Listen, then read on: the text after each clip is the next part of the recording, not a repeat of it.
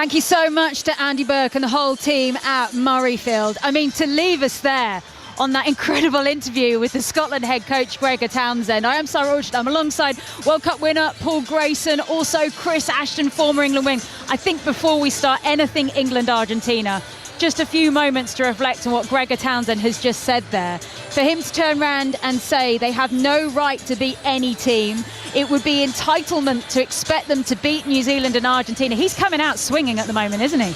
Yeah, he is, and I thought the questioning was fantastic, because there's no agenda there other than what Scotland have been doing for the last 8 years under Gregor. They're still doing, which is promising much and delivering some. Absolutely incredible. And just a quick word, Chris Ashton, I don't know how much of that you have actually been watching. If anyone doesn't know and you weren't following the coverage there, Scotland have just beaten Tonga 56 points to nil. Does that scoreline reflect at all what has happened to Scotland in this autumn campaign? Was it all about the last two matches against New Zealand and Argentina? Tonga just doesn't count. In simple, yes. He's never going to get, until he gets another big result, which kind of no one's expecting, he's always going to keep getting these questions. So today's a good win, but it's kind of irrelevant for where Gregor and Scotland are at, just because the weeks before have been, had they been, New Zealand was a close game, but had they not had a 21-point lead against Argentina, maybe wouldn't be talking about it as much. But because in the manner they went about losing that game, there's got to be a lot of questions, and I'm sure Gregor has sat at home and gone, right, yeah, there's a good point in this. But also he wants to be the man that does see success at Scotland, but right now he's under some pressure, isn't he? And obviously he'd be speaking with his people and making sure that his message is absolutely clear. There's got to be a bit of political manoeuvring when you're under pressure. He wants to get his message out that he absolutely believes in his players. They've stated this week they absolutely believe in him.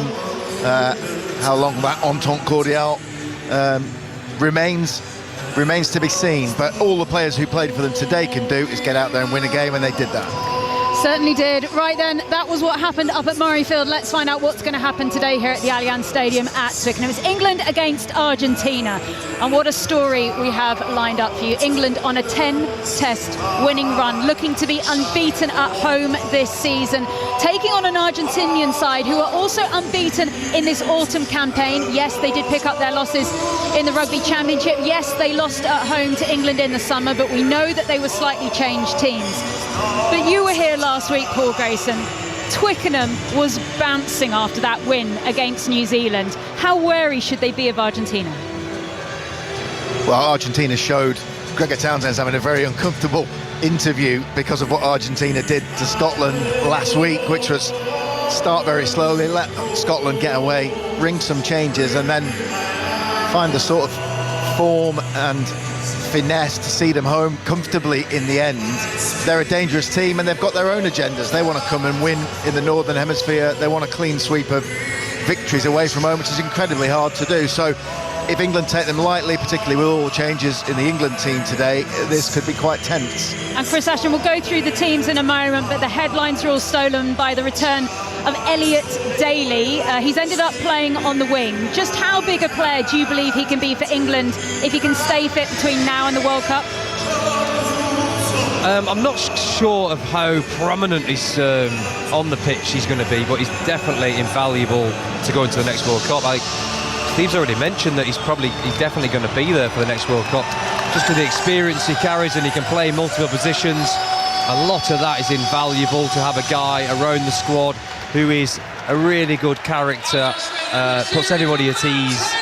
He just finds a really nice balance between him and the younger players. He's the kind of go-between between everybody, so it's invaluable having him around. I didn't expect him to play, to be honest, today. I thought it would be Arundel. So I get the experience he's adding back into the team. Steve may be a bit nervous going against the Argentinian team today and wanted that bolster of experience in the back line. But I think I'd have given Arundel a run. Paul Grayson? Yeah, and that might have happened. I think there's just been too much change with Freeman out, Robert getting injured, having to change, Dingwall changing, and then another voluntary change to put Arundel on the wing as opposed to bringing in the experience of Daly. Also from the outside looking in, I'm a advocate of pick your best team, best available players. Yes, there is an opportunity to tinker slightly, but you've got to be careful with that. When you get that many enforced changes and a player of Daly's quality and experience is available, because he would have played earlier in the autumn if he'd have been fit, I'm convinced of that. So treat him like any other player. If you're next cab off the rank, put him in. Right, we're about 5 minutes away from the teams coming out of the tunnel here on 5 Sports Extra. We are going to be bringing you commentary of England against Argentina. But talking of Elliot Daly, of course, this is his return, first time playing since he got that broken arm whilst on the British and Irish Lions tour in July.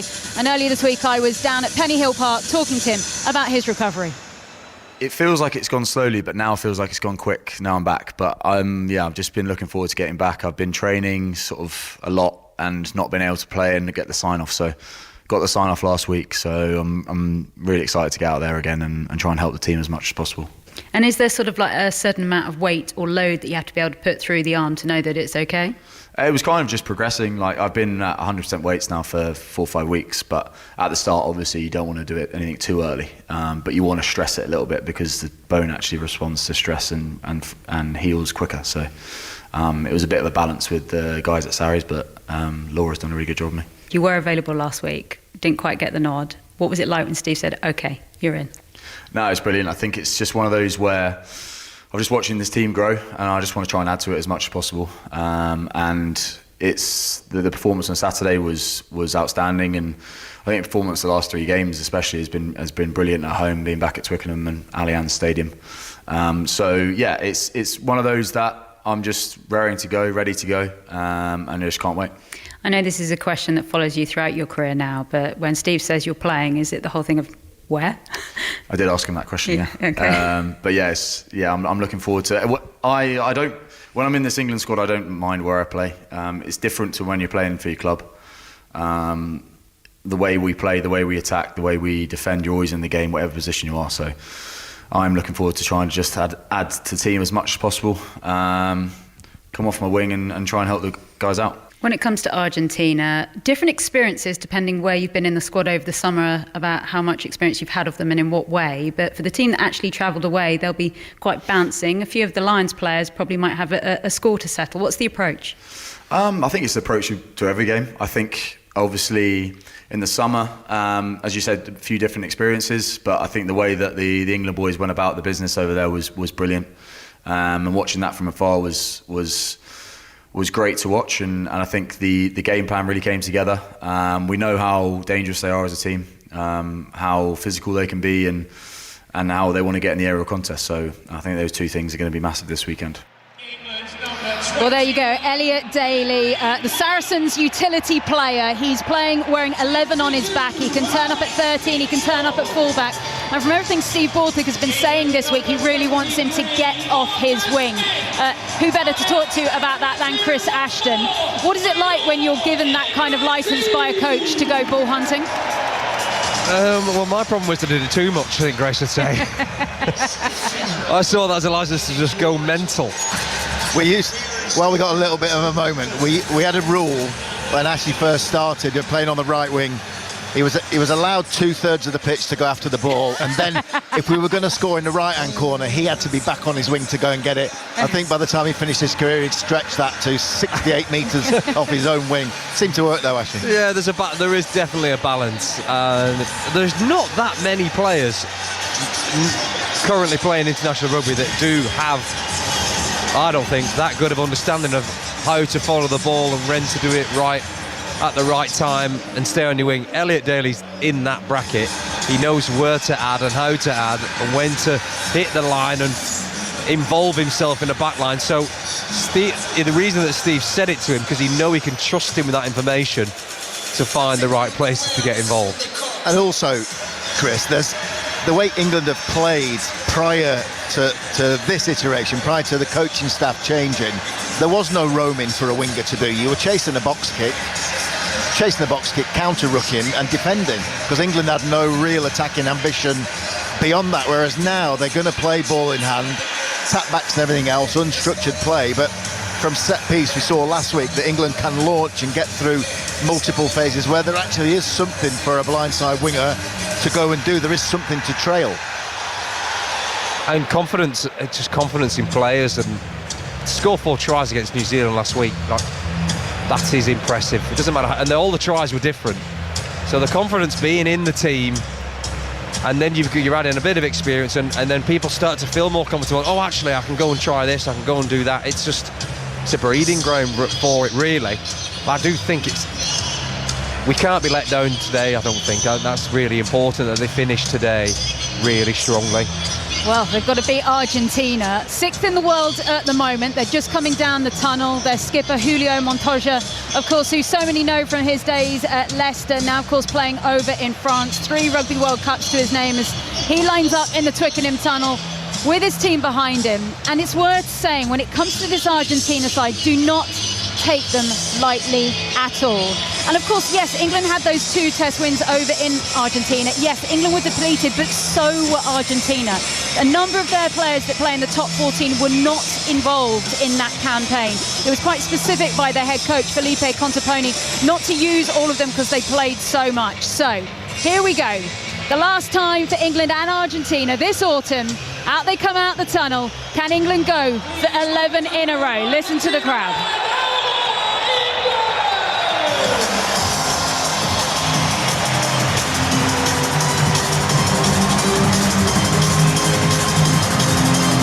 Maritoje leads out England. He was named captain at the start of 2025, took over the reins from Jamie George, and you have to say, a lot of people were surprised at the time, but Maritoje, he's really grown into the role as it has gone on. Now, before we actually have the anthems, there will be a moment's silence. And it's a moment's silence for Argentina. Ignacio Fernandez Modero, he was a part of the Argentinian coaching staff that actually helped them get to the semi-finals of the World Cup back in 2007. So there will be a moment to remember him. Silence to honour the life and achievements of Ignacio Fernandez Modero, the inspirational and dedicated former strength and conditioning coach for Los Pumas.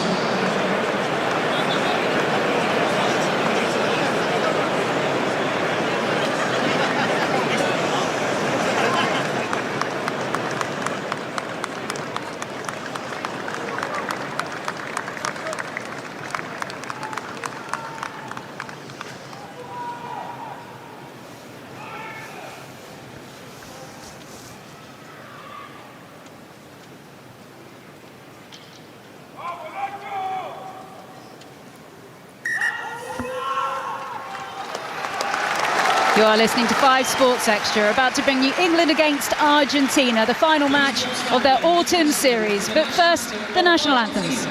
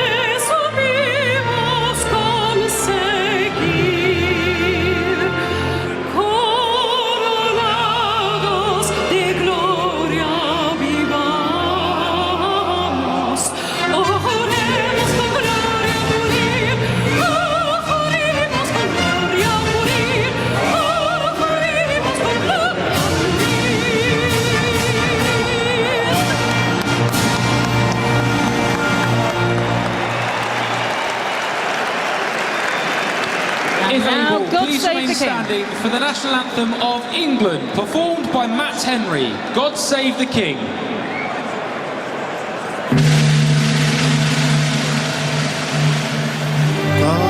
save our gracious King. Long live our noble King. God save the King. Save him victorious, happy and glorious, on to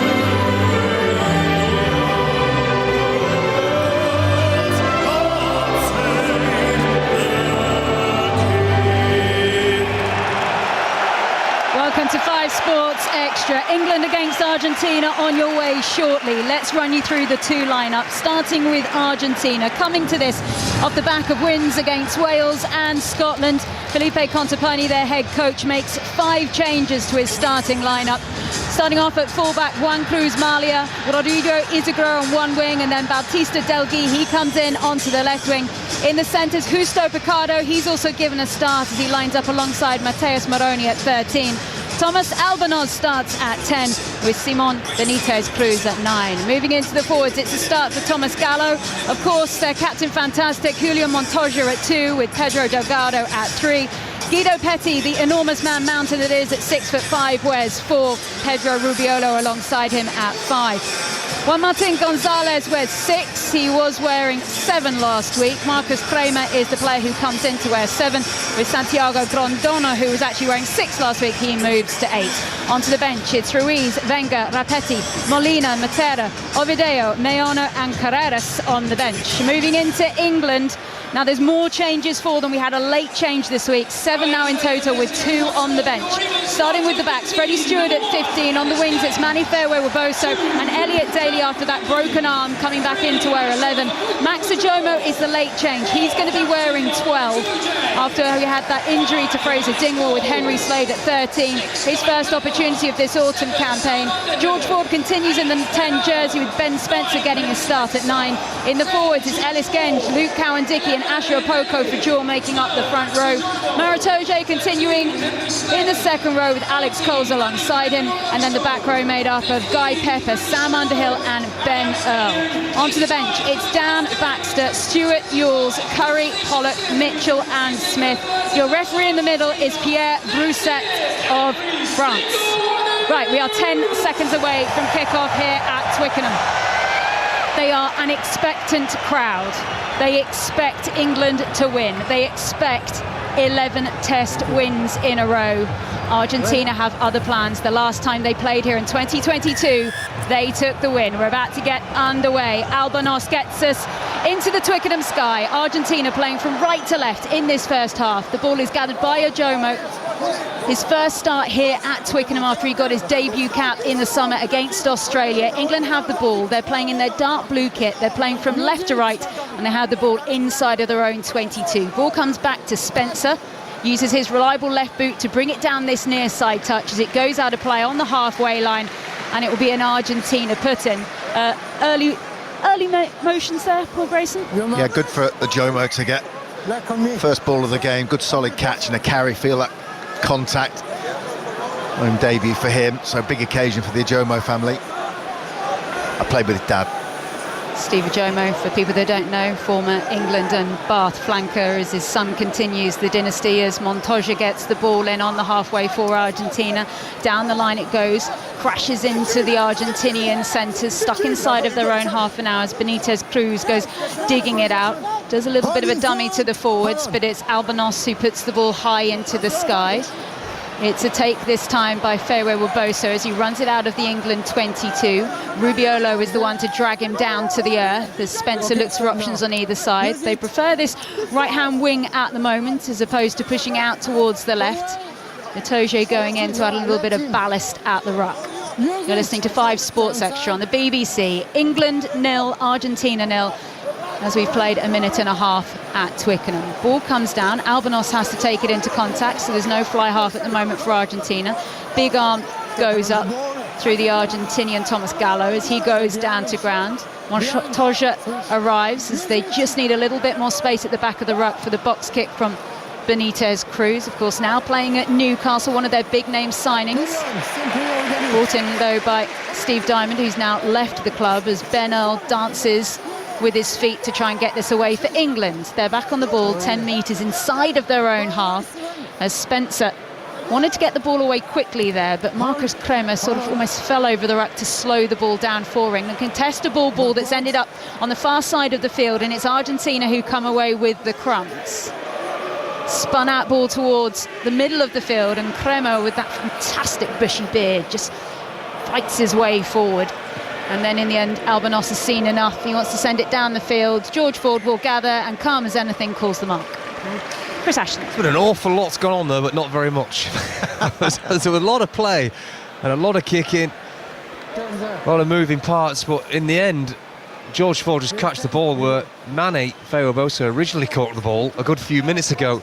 And I did think when Manny caught it that he's definitely got he's got to add a kicking game to his game. I get it's not what he's known for, and I get that's not what he wants to do, but he could have solved an awful lot of time though if he'd have just kicked the ball at some distance. Yeah, well, I'm sure international rugby will beat those instincts just to run with the ball out of him in time. It's nice to see him carry though. He's a phenomenal athlete. Great to see a player like that in the flesh. He covers the ground so quickly, really adds an extra dimension for England. It was the bit after, actually, I watched him continuous after that. He's then got to chase the next kick and get back for the other kick. You end up tiring yourself out when you've got to save that energy. You're seeing Argentina not throw straight. Well, England just making the decision of what they're going to do. They've opted for the scrum, 15 metres out of course from the near side touch. This just inside of their own half. I'm quite looking forward to England actually getting a line out after what happened last week. Yeah, they were under pressure, weren't they, in the first half last week? It was the major reason they were 12-0 down, getting themselves in a mess. They fixed it at half-time, and then it became a great launch pad for them after that. It's a funny one coming off a good win like that. Lots of people saying lots of positive things about the England team, and the temptation to get away from the basics, go chasing the game too early, overplay can be a danger. So this is their first opportunity to attack. Scrum 15 metres in, halfway line. You'd still see him. You'd want to see him go. I hope the ref, Broussais, is not going to allow every player 2 minutes to tie the shoelaces. Otherwise, we're not going to see a lot of rugby. 4 minutes in, England 0, Argentina 0. First scrum of the match. It's an England scrum, 50 metres from this near side. Spencer gets the ball in. There is an arm right in the middle there. It's popped up, but it's an Argentinian penalty. It's England who've been accused of turning round and stepping round. Ellis Genge does not agree. Never ever seen a penalty given at a scrum where a prop says, yeah, sorry sir, that was me. I stepped out and drove in on the diagonal. It simply never happened. But England went after him in the scrum, didn't get what they wanted. You also don't see first scrum go as a penalty to the opposition against the head. Normally a reset at least. So re-watching it here. He is high, Ellis. But very rarely is that a penalty first up. Oh, we've had a lovely kick down the line there by Thomas Albanos. You'll know the name if you follow the URC. He plays his rugby for Benetton. He's got the ball 5 metres out, and this is the first real launch pad for an attack that we'll have from either side, and it's an Argentinian attack. Julio Montoya has the ball. High into the sky, the Argentinians go, and once again, not straight. That's 2 in a row for Argentina. The line-out is a problem for them. Is there a case now, if knowing you're in this 5 metre channel out, it's highly unlikely that the opposition is going to compete? So they're kind of taking it for granted. And Maro's almost jumped on his own there just to show that he's making... Paint the picture. It's a variation that can cause consternation at times. If you're competing for a ball, then the not straight is in play. If it's uncontested, then the skill doesn't matter so much for the hooker, and you can have it not straight. Instinctively, it doesn't seem right to me. Your job's to throw it in straight, so throw it in straight. Ellis Genge, Bristol prop, has just given a demonstration to the referee of what he intends to do in the scrum, which I very much enjoyed. He's just checking that our referee had definitely seen what the plan was, and that's a huge drive from England. They've popped up at the front, as have Argentina, and they've been told to use it. Eventually the penalty does come. It took a long time, but England get their reward, and they will clear this 5 metres from their own try line. Traditionally an Argentinian strength in days gone by, the scrum. Not so much these days, but they've developed their game in other areas so massively after going into the Rugby Championship. They're no longer just reliant on one area of strength, but England clearly see that as one of the spots they're going to get advantage in the game. And you say exactly that. When you look at Argentina right now, one of the areas they're really trying to develop their depth is when it comes to their pack. Starting today, you've got Pedro Delgado, the tight head, as we see a breakaway here from Underhill down this left-hand wing. He's still going. Argentina can't catch him. He's dragged down in the end by Gonzalez. Spencer gathers the ball. Through the centre of the park they go, pushing towards the left side. Ajomo takes a clattering in the midfield, didn't get the pass away, and the attack slows down. Spencer brings it back towards the centre. Genge with the soft hands. Cowan Dickey now on the ball, spun out wide. Feo Waboso, big handoff for him. Sit down, Delki. And England now attacking inside of the Argentinian 22. Itoje trying to fly through. There wasn't a player there. He does well to hold the ball. Ford now pushing. They've got numbers out wide here, England. Lovely pass. They can't quite connect. The ball goes to ground. It's not backwards, though. Play on. Ben Earl, England 0, Argentina 0. Nearly 8 minutes on the clock at Twickenham. Ball comes in to Genge. He's pushed backwards. Nice line defence there by Argentina to hold. But England still inside of the Argentinian 22. It's the captain again, Itoje, who's happy to carry. 7 phases worked through now by England. This time offering himself is Earl once again. The ballast this time through Apoko for Jaw. We've seen this story before. George Ford drop goal, and he's got it. I think the whole of World Rugby is now on warning. George Ford does not like mucking about in the 22. I'll take 3, thank you very much. All came from that line out, quick one thrown to the front. No way you can contest that, so he just passed it straight to Sam Underhill, Luke Cowan-Dickey, and then a couple of times in midfield. Ajomo hung on to the ball a little bit too long, ended up in contact, but England recycled. It was the carry from Feo Waboso down the right wing. Awesome strength and acceleration to get England back onto the front foot. And fair play, rinse and repeat. George Ford, he'd had enough, he's taken 3. He did have a clear 5-on-2 though on that left side, which it's positive signs for England with their attack looking sharp there and fast, but I can't help, they will feel they should have scored one there. Second best option is take the 3 points. England 3, Argentina 0. 9 minutes on the clock and a change for Argentina. The electronic mouthguard has gone off there for Thomas Albanos, their fly half. They brought on Santiago Carreras. So I have to see if that's... Oh, it's a loose ball, and all over it is Max Ajomo. He will go over to score England's first try. And what a moment for the young man. Try has been given. Loose ball from Argentina. Might be it a was a tap down, but they're going to come back and check it, you think? Just a challenge from Feo Waboso. Instinctively, looked like it might have gone forward off the England player. Nothing to check at the moment. Who was the last player to touch it? Was it the Argentinian? Was it the England player? If they don't check it, this will be an England try. It could be a very magic moment for this young man. All good as we see it on the replay. Shoulders involved. Ajomo notches his first try of the evening. George Ford converts. Kick and chase and pick up the scraps. It really is that simple. It just puts it looks like he had a touch on it, Manny, but he didn't, just by putting his hand long and in the way. But England is so good at picking up those scraps around the box kick strategy. Players seem so alert around when the ball's hitting the floor. Like he's miles ahead of the ball. They're just in reading the game. Ajomo, that's really good to see him get such an early try in what is his first start. Of course, Fraser Dingwall not here. He picked up a side strain in that win against New Zealand last week. They decided quite late on that he wasn't going to be available for this. So it wasn't until Friday morning that Max Ajomo was told he was not just going to be playing, but he was going to be starting this fixture. And although Dingwall, we have to say, had a really strong game against New Zealand, there are still question marks over that 12 shirt. No one quite nailing it down exactly just yet, and Ajomo certainly taking his chance.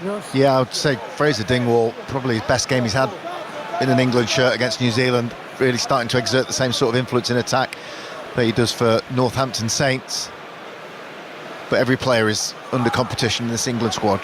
England 10, Argentina 0, 11 minutes on the clock. Argentina have the ball in the middle of the field, 10 metres inside of their own half. Goes back to Carreras, he sends a really low scuttering kick down the field. Has he put too much on that? The ball is bouncing away. Daly decides not to marshal it over the try line, uses his left boot to send it down that left wing as it goes out of play. Really nicely taken out there in the end by Isagro. He gets it back inside of the field of play, and it's taken on this time by Picardo. He's into heavy traffic, and Argentina just launching an attack now just inside of the England half. Carreras flying around the first attacker, but they're going to come back. Argentina penalty, and it's Mauro Itoje. Just got his timing off. The kick went low. It was a great kick from Daly. He only went a metre off the pitch, but he wasn't seen as being making an effort to go backwards. It's hard. It is a hard one to resist, that, knowing that the ball's going to come on the pitch and you're right by it. Because once the ball does go off the pitch, it's everybody's onside, but you've still got to be making an effort to go backwards. Okay, if you just listen to our referee, he's just been explaining to Mauro Itoje that there were 2 penalties, and they are now coming back down the field. Well, I'm just checking there wasn't a knock-on. It was for a knock-on from England, and it's in an incredibly tricky position here for England. They've got to defend 5 metres from their own line. I'm not sure how he's got to that, guys. How do you give a penalty away, but you go back to where it was kicked from? I think he must have given Montoya the option. You can have a penalty here, or there's a knock-on at the scrum. A knock-on at the scrum? Sorry, a knock-on before they cleared. Yeah. Oh, okay, really? Yeah. Right. We haven't had a replay, so we can't confirm. If we do get a replay, we will let you know. But we do know it is an Argentina scrum. 5 metres out from the England line. England lead 10-0. We've had a George Ford drop goal, a Max Ajomo try, then another conversion by Ford. But this is a real opportunity for Argentina. The set piece hasn't fired yet. Big push. That's an absolute mess of bodies. But here come the Argentinians on the attack. They flood round the corner. They're now just sort of 4 metres away from the try line. Grondona has the ball now. He drives forward. Petty just adding his weight to proceedings. Down the line he goes. Oh, if they'd have just connected there. Gallo couldn't take it. It's been knocked on. They would have been over. They would have scored. But we come back now for an England scrum. Sigh of relief from England there as they folded round the corner. They didn't do it in great numbers. Yeah, I think it was a walk-in for the loose head prop, the Argentinian number 1. Almost took him by surprise, actually. England will want to fix that up. It's a fairly elementary mistake, defensive alignment. I don't know how it took him by surprise. He has come around the corner expecting the ball, but it definitely did. That's what props do that a lot of the time. They look the part, but they don't actually want the ball a lot of the time. I think that's what he was hoping. The ball was going to someone else. We've not seen too much life from the Argentinian team yet. England have controlled things pretty well. Okay, we have an Argentina player down at the moment, so they're not going to start this scrum until that is dealt with. Right here on 5 Sports Extra, we're focusing on this autumn international between England and Argentina. England lead 10-0 at the moment. The clock stopped on 14 minutes and 26 seconds. In a few minutes' time, we're going to have live coverage on 5 Live of Arsenal against Tottenham. North London derby, live on 5 Live. 4:30 start. John Murray and Clinton Morrison are there. Worth also saying that I'm going to give away a few trade secrets here about the workings at 5 Live. We're given a list of all the coverage that goes on over the weekend, and I was sent my list on Friday, of which I was told initially that I needed to remind you that the Ashes continues at Perth Stadium. It's not. It's over. Oops. Never mind. But I can direct you towards the Test Match Special podcast, where they did have Brendan McCullum and Ben Stokes on as soon as the test was over and Australia led 1-0. They'll have time to do a few podcasts, won't they now? They will. And if there's anything the rugby team know about, it is podcasts. Don't forget, Rugby Union Weekly will be in your inboxes on this final whistle. They will be recording should be there by the end of the day. Right, high ball is charged down there by George Ford. Fairway Boso saves him. George Ford puts his arm up and apologises. He was very slow though, Grace, wasn't he? Very casual getting that kick away. Yeah, not anticipating as much pressure as that. Go through your process. It's the scrum half. Yeah. It's gone all the way around the back of the scrum. Can I ask you both, does the atmosphere feels a little bit flat here inside Twickenham at the moment? The match also hasn't quite ignited yet. We've had a few flashpoints, but I don't feel either side have found any rhythm. No, it's also after 4 o'clock on a Sunday afternoon, which makes it slightly different. We all did have a nice roast dinner though. That was very good. Yeah, it was good. Okay, Argentina scrum, 5 metres from the England line. It's England that lead 10-0 here, as our referee is going to reset the scrum just to make sure that this is a really exciting period that you're listening to. Let's listen in. Yeah. Make sure you got the back foot to have a clear picture on that. I'm not adjusting at all. Yeah. Okay, so Luke Cowan-Dickie and Julio Montoya being reminded that they need their break foot. I think Ash has already alluded to the fact that the referee might be quite happy to take his time at scrum engagements. He's on full French Sunday mode. He's not in any sort of rush to do anything. Look, he's just literally stirring at the scrum here. It's French Sunday mode. Why am I working anyway? In the south of France as well. Yeah. It gets worse the further south you go. What were those late kickoffs when you were in the top 14? Actually, those 9 p.m. No, they 9 come to life then. Do they? Yeah. Penalty to Argentina. Oh, fun and games at the scrum. It's gone both ways. Elbow down. Well, neither side have got the upper hand because they've both had penalties against them. And fascinating decision what Argentina decide to do here, because they've had no luck at the line out. They're going to tap and go, are they? Yes, they are. Okay. It's Picardo, who has got options on either side. He's got Benitez Cruz towards the left of him. Eventually it's Moroni who also arrives, and they all shift towards the right.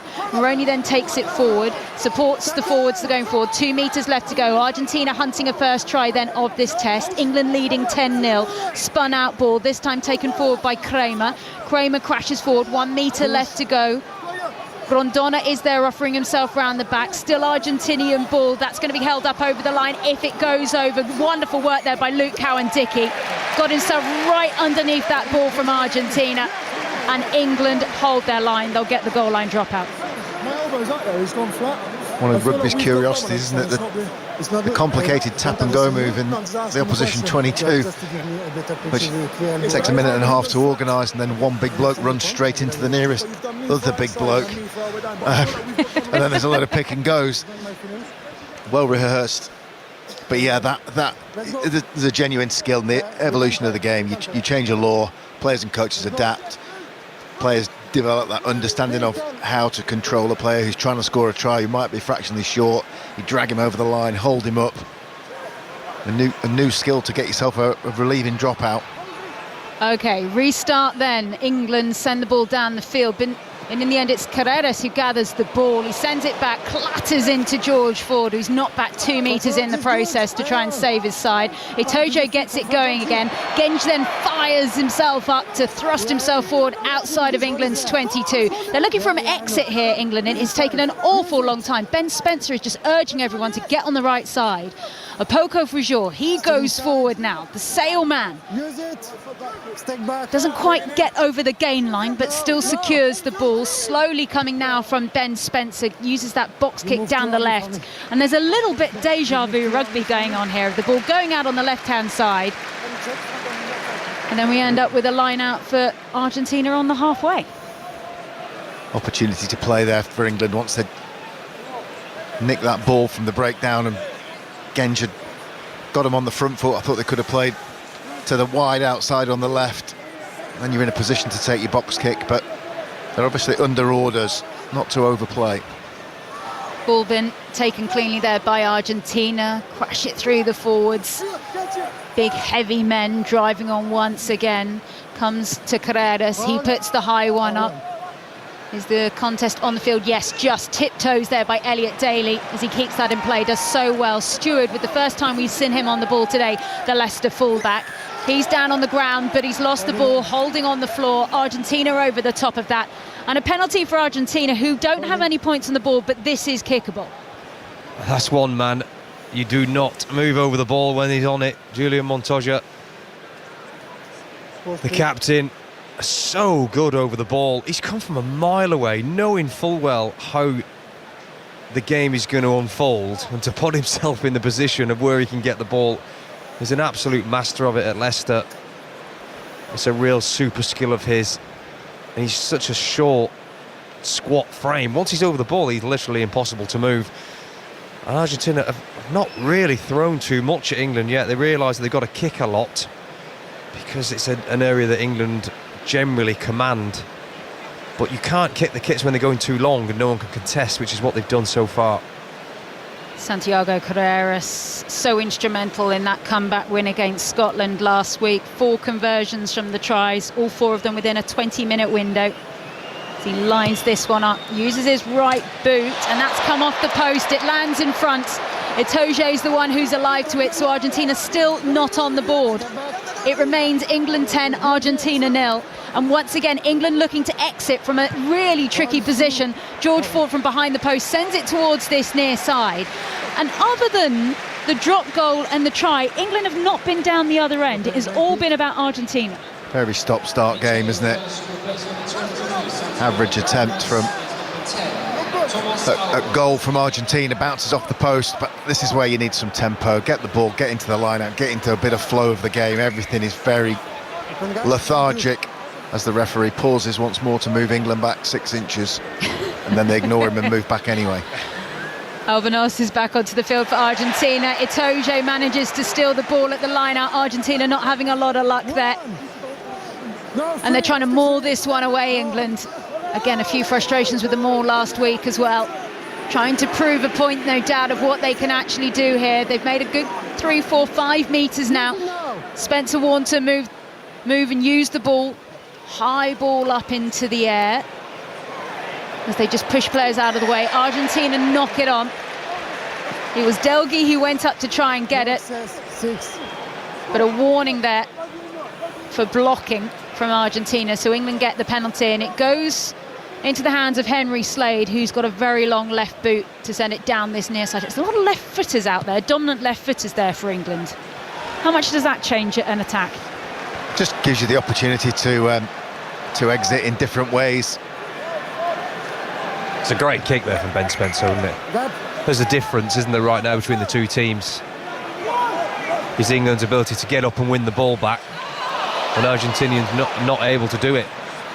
Ben Spencer just did brilliantly to deal with an awful pass that came down from the line-out, juggled it in his hands, managed to get it away. Now Underhill going forward over the Argentinian 10-metre line. England 10, Argentina 0. High bomb put up this time by George Ford as it comes down. Nobody can put a name on it. Goes out wide in the end to Malia. He flies it down the far side of the field. George Ford trips on the grass as he tries to gather. It's a bouncing ball. Argentina pushing back up into the England half now. Still England ball, but under pressure there as Argentinian shirts flood over the top of the ruck. Spencer has to clear again, and any kind of attack that England were trying to put together is just so unstructured right now. Is that how they want it? Is that part of the game plan? Listening to 5 Sports Extra from the BBC, the final match for England and Argentina in the autumn internationals, as the ball is put high again, this time taken cleanly in the air by Isigro. Now playing his rugby at Harlequins. Been talking about the support he's had from Marcus Smith since he joined the club last year. As the ball is then knocked on by Argentina as it came down to land, and we'll restart with an England scrum. Now, tell me about the game plan here for all of these fans sat around us, Paul Grayson, who would love to see some kind of structured attack right now. Yeah, that last passage of play, a couple of phases, and then a spiral bomb from George Ford, will all have been talked about and planned as it was. The carries weren't quite accurate, then the kick was poor. And Argentina, as they've already showed, happy just to welly the ball down the field and try and force England to play out. Then when you get an opportunity like this, 15, 20 metre blindside to the left of your scrum, parity at least in the scrum, if not slight dominance for England. It's a perfect launch pad to get into your phase play. Whether you're attacking narrow, down the blind side or wide on the right-hand side, it's an opportunity to hit go. Okay, it's a scrum. It's an England scrum. 20 metres from the far side. Ben Spencer gets the ball in. Big push again by England. They've got penalty advantage. Now they attack down the left. Taken by Ford. Sends it back into play. Ajomo now on the ball. He can see the space. Argentina weren't covering the wing. Oh, beautifully taken by Fewe Weboso. It was made by Ajomo. Finished by Fewe Weboso. Beautiful try. And that was worth waiting for. It's now England 15, Argentina 0. Well, whether that was on purpose or by accident, it worked perfectly.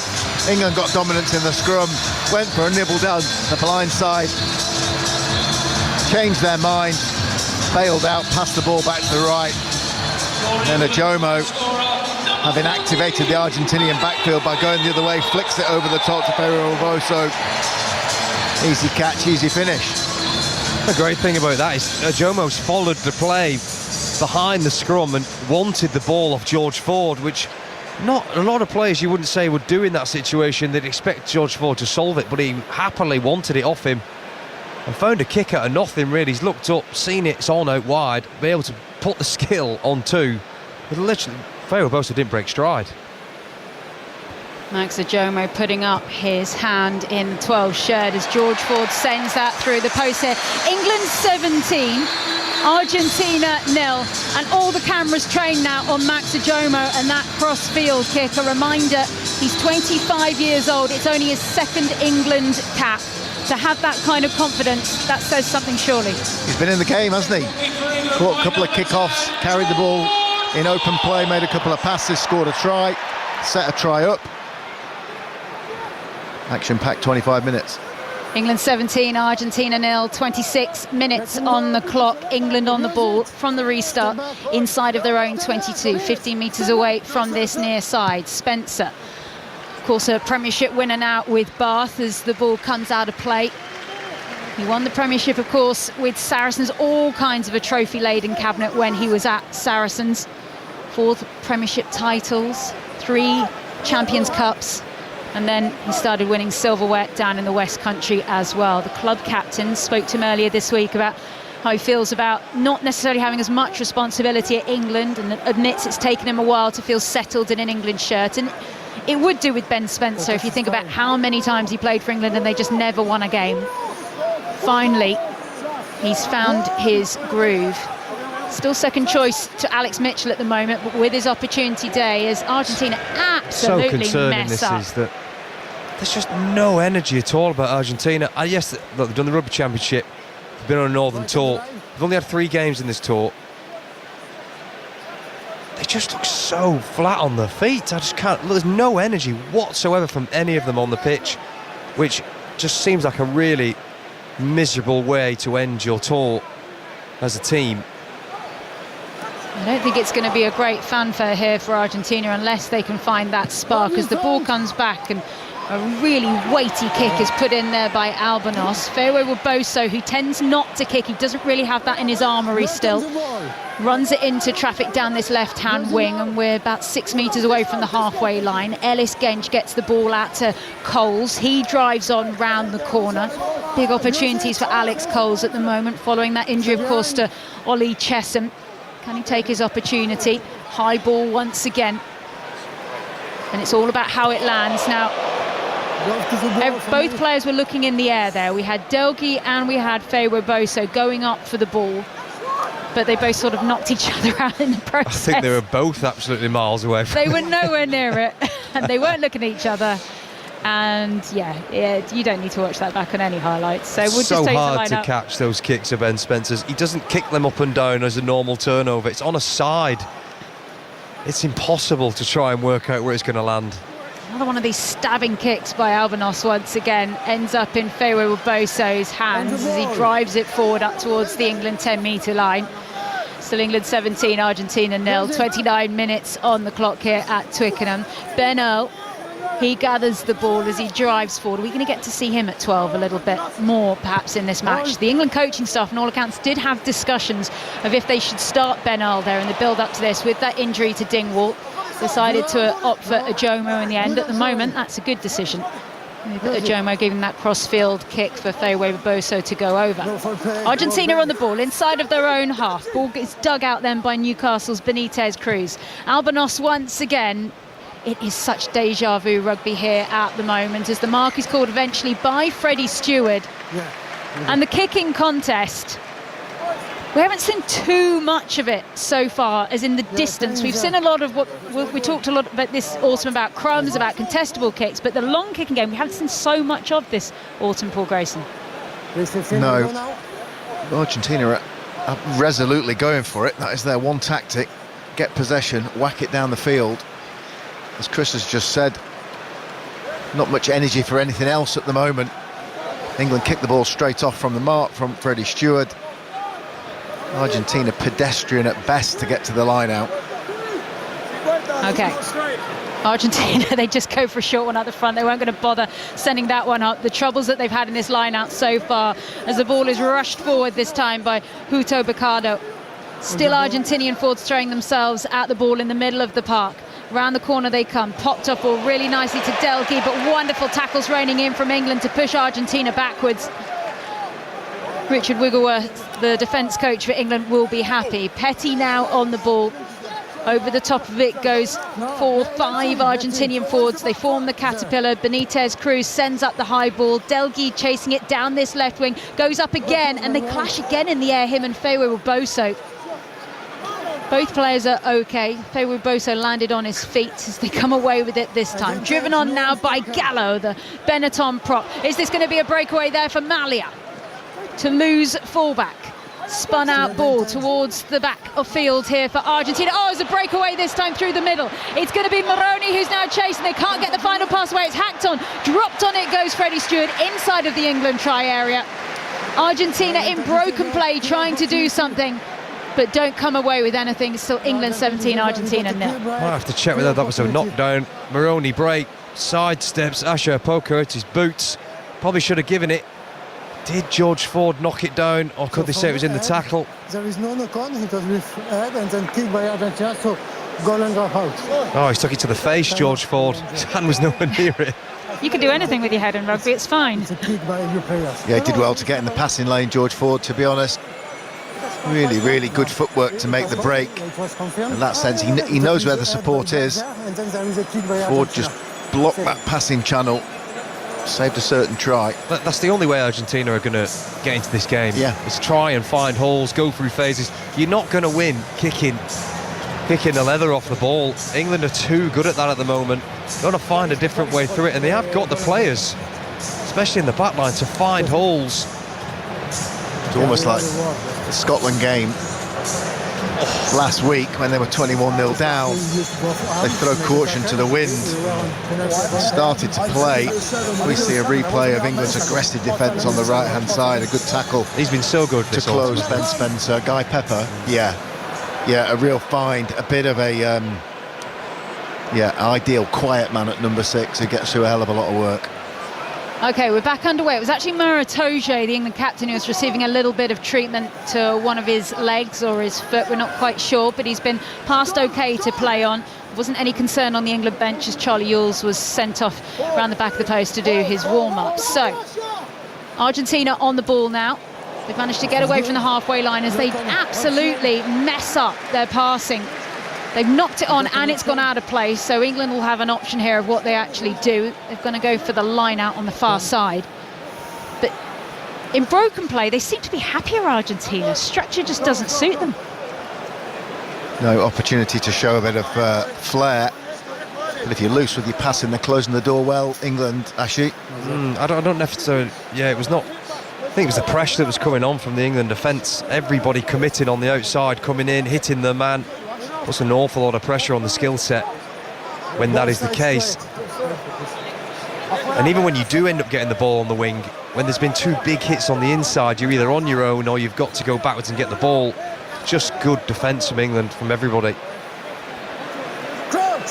Ben Spencer waits to get the ball in.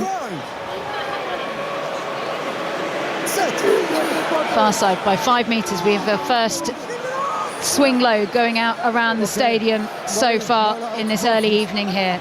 Max Ajomo just sort of winds up his feet to accelerate into that Argentinian defensive line, ends up holding onto the ball there, gives away a penalty. England 17, Argentina 0. I'm sure there's a little bit of indecision there from Ajomo, whether there was an overcall from a kick. Looked like he was caught in two minds, ended up with the run but lost his clearers. Sensible decision arguably here from Argentina that they're going to kick for the posts. I mean, they did miss the last one, but they're not getting points any other way at the moment, as we see Thomas Albanos just line this one up. Felipe Contaponi won't be panicking just yet.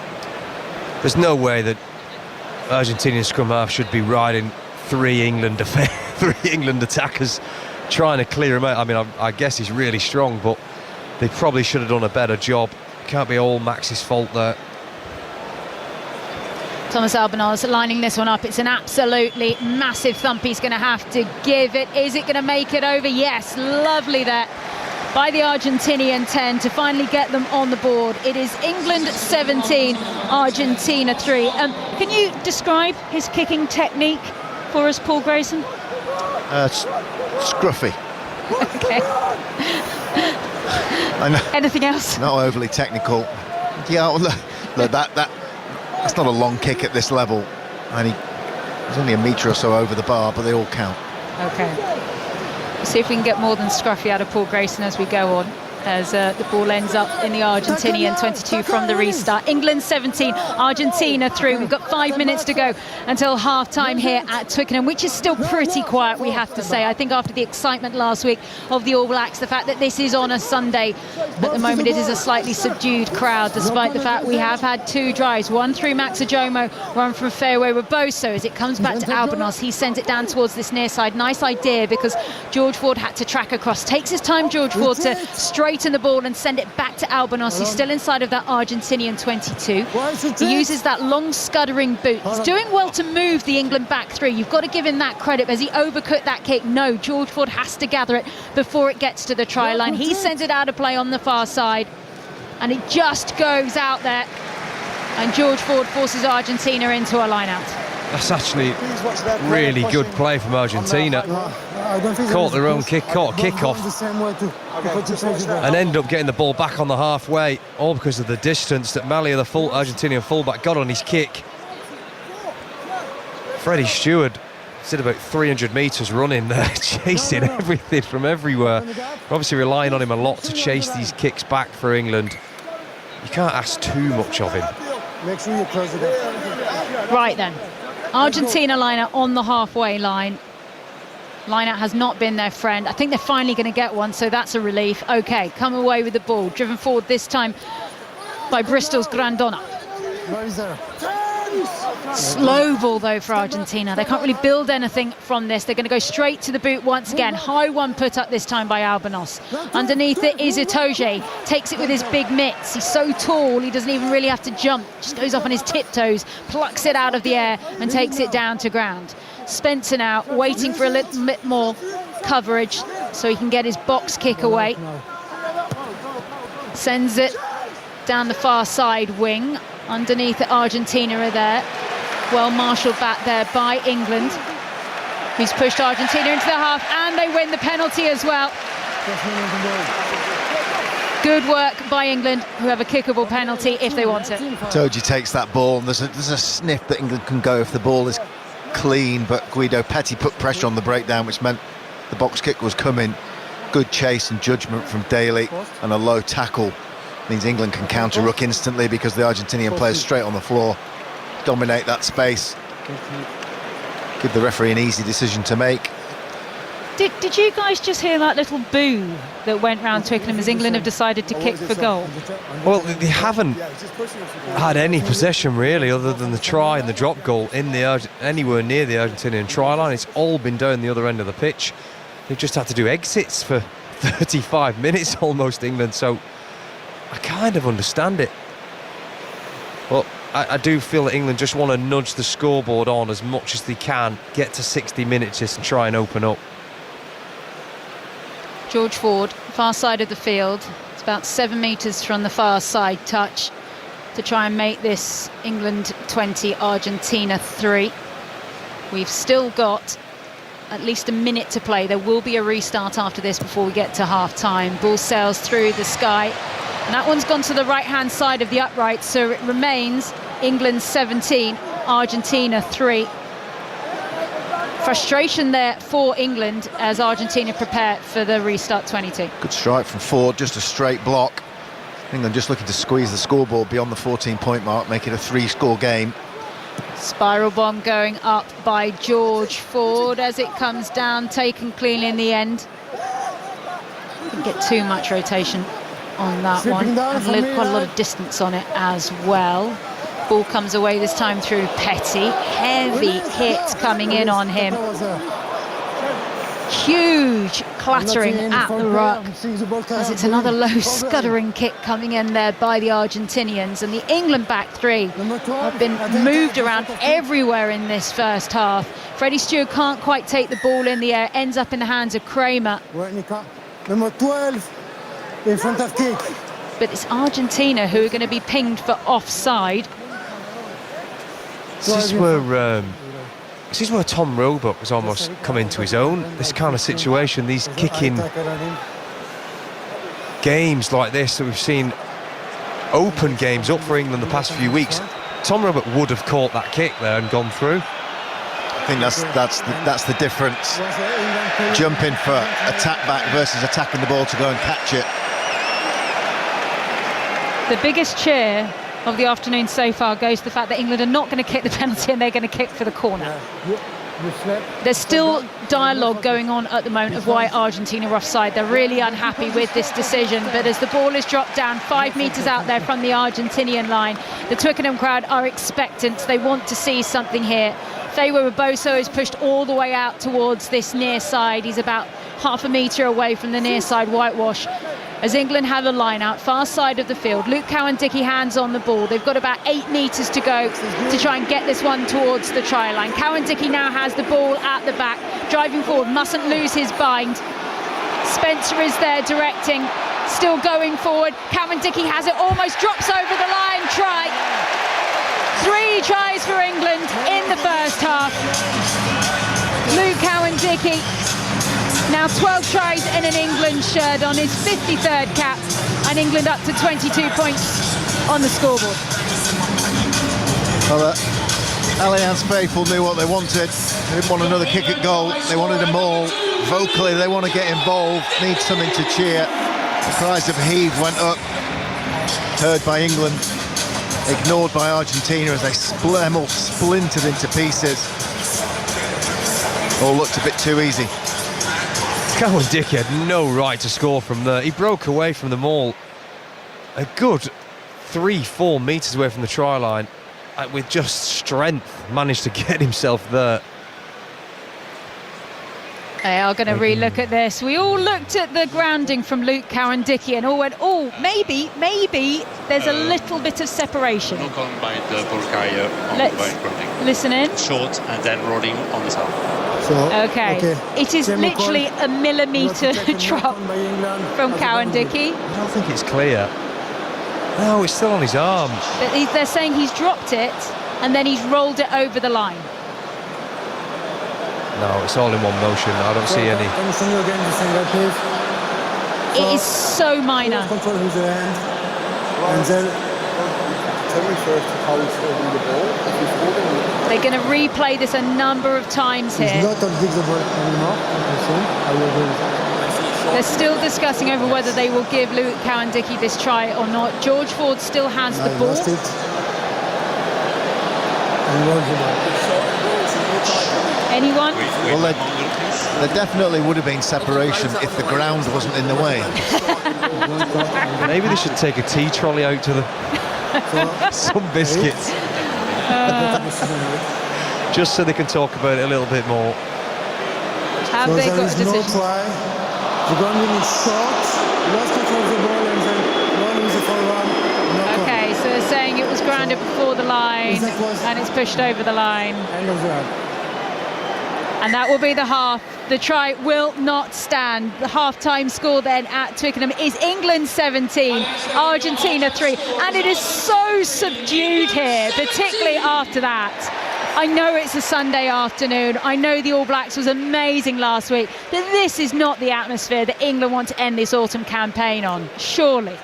No, and they've got to find a way of taking what Argentina are giving them in terms of their long kicking game, which is forcing England back. England very much sticking to the script and playing out their exits. A couple of phases, good box kicking from Ben Spencer. England chasing well. But if Argentina, if that's only their ambition to kick the ball long, it will look exactly like that for the rest of the game. England in a dominant position. If they want to get the crowd on their feet, they're going to have to play some more ball in hand, a bit close to their own line. England have the past few weeks been really good going in at half-time with a problem and coming out with a solution and being able to kick on the second half, put everything what they've seen, whether that's players or coaches looking at all the video and how to present to the players. They have been really good at coming out second half and really kicking on, and I'm sure that's going to be the case the same today. Well, those discussions are going to go on down in the changing rooms. Chris Ashton, Paul Grayson, they're going to refuel. The sugar is going to get on board. There's a wonderful selection here. But as we work through that, of course, there's going to be more to come. Of course, because Wales, they're playing again next week. You might have been following everything that happened yesterday. We're going to hear now from the Scrum 5 team because they're reflecting on yet another Wales defeat on their latest episode of their podcast. The All Blacks, they won 56-26 at the Principality just yesterday. And after the match, Gareth Rhys-Owen and Laura Salter, they chatted to former number 8 Gareth Delve and fly half James Hook. Much better than last week. We were starting this very spot last week, and even though we'd won the game, we were a little bit just didn't really know where we were, do we? You know, we'd won the game, but we didn't play well. Even though we'd lost by 52 points to 26 this afternoon, we've played a lot better. There was a lot more positives in the game. You know, we scored 4 tries. Tom Rogers, I thought, was fantastic. Took his hat trick really well.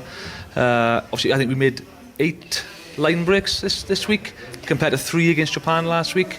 But I think, you know, if probably, you know, our penalty count is something we need to look at going into next week, because that probably let New Zealand in the game a little bit. And I think in the end, you know, the last sort of 25 minutes, half an hour, I think the amount of tackles we made, 228 tackles we made in that game, that's going to take its toll on any team, isn't it? Guess how many line breaks New Zealand made if Wales made 8?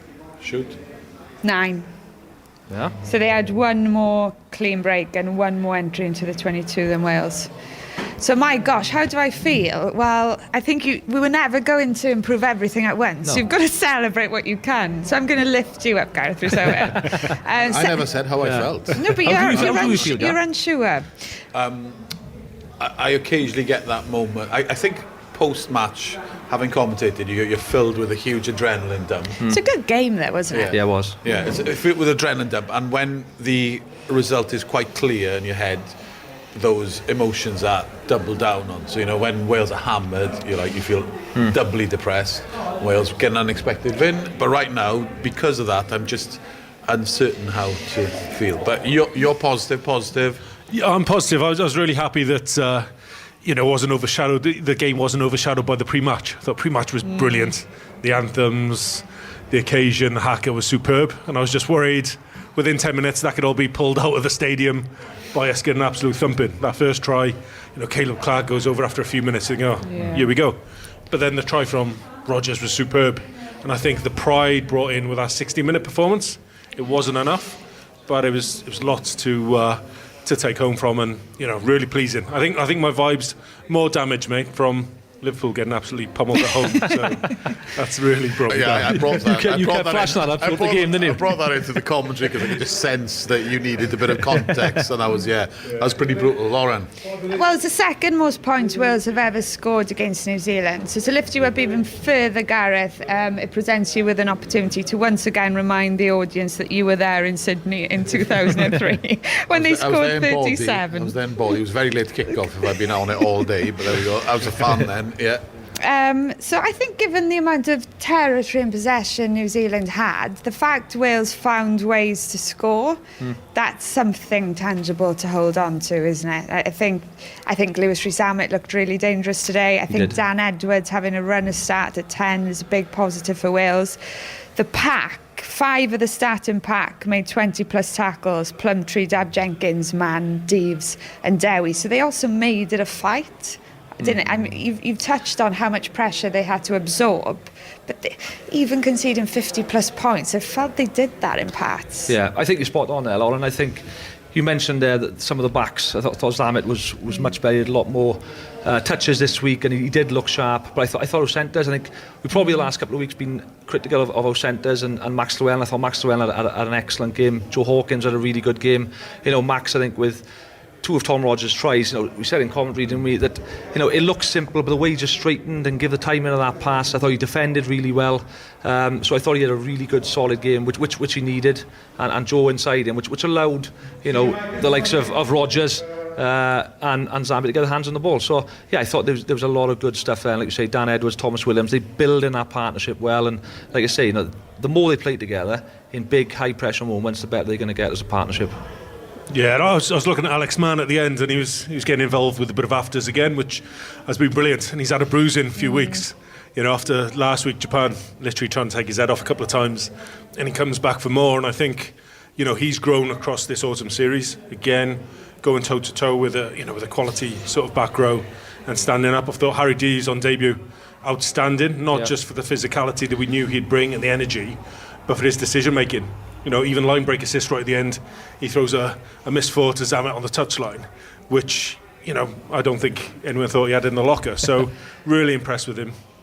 You made a good point in commentary, I think, which contextualises it, is that you were saying that Harry Deves' decision making at breakdown was canny. Would that then also be the same to say that in particular Plumtree and maybe Mann not quite as clever, or they weren't able to stop them at the breakdown at all, were they, today? Yeah, I'd almost go back to last week. I thought, in a strange way, Speedball last week, Japan, you know, live and die by that.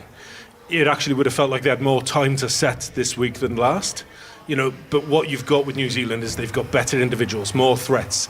They're trying to get speed of ball to put their best sort of runners on ball, which they did. That back three were deadly. But I thought Wales stood up to that. I think Deves certainly showed the difference between not having a genuine 7 last week, you know, obviously us losing Jack in the first game against Argentina. But I did think, you know, in terms of other elements of it, I think Plumtree had a bit of a curate's egg, you know, some really good moments, some physicality. The yellow card was obviously particularly damaging, but also the 2 drop restarts. And I think at test level, that's what catches you out. Yeah, I think that's it. Yeah, the amount of pressure, the amount of possession New Zealand had, you're going to concede penalties and you're going to concede line breaks, but I think there was probably a couple of penalties in there that were a little bit clumsy, which they'll probably look back on and think, you know, they just probably allowed New Zealand to put more pressure on us. And like Delvey said, you know that's such a coach killer, isn't it? You score a try, you know, the crowd are up, and all of a sudden you drop a restart, and all of a sudden New Zealand are in your 22 with a scrum, putting that pressure on again and scoring ultimately, because that's what they did. So, you know, but it's obviously going to be work-ons. But as we said at the start, a lot more positives than last week. Yeah, New Zealand won 137 out of 137 rucks. But, you know, it was clear that they were on the right side of the referee out there today. Yeah, I thought Morgan Morse, when he came on, again, was really unlucky twice. He was over the ball. I think it was probably more inaccuracy. There were a couple of times that the penalty, Plumtree, they go to the corner after we'd actually had a really good defensive set, was hands on the floor. So it wasn't that he didn't have rights to the ball, it's just that accuracy to actually get over the ball, lock onto that straight away. You know, the pivotal probably turnover in that first half was Tosi's. You know, you've got Rhys Carey literally... That was brilliant, bit of play, the tackle from and the turnover. The line. And that's the thing, it's not always going to be your 7. I think Wales do need to develop jacklers, threats at the breakdown throughout the team, which we don't currently have. I don't see a lot of quality teams. Lou said is almost an extra back row, your centres are threats. We don't have that threat, which means that we're going to make a lot of tackles because we're giving up multi-phase possession.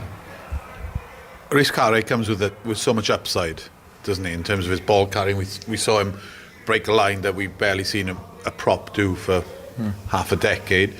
He also but there were 2 tackles that he was involved in, led to 2 tries. Is that just what you get with somebody like Rhys Carey, or will he be looking at today and going, do you know what, you know, that's just one of those things, they happen sometimes, and you know, I've just got to learn from it but never make those mistakes again?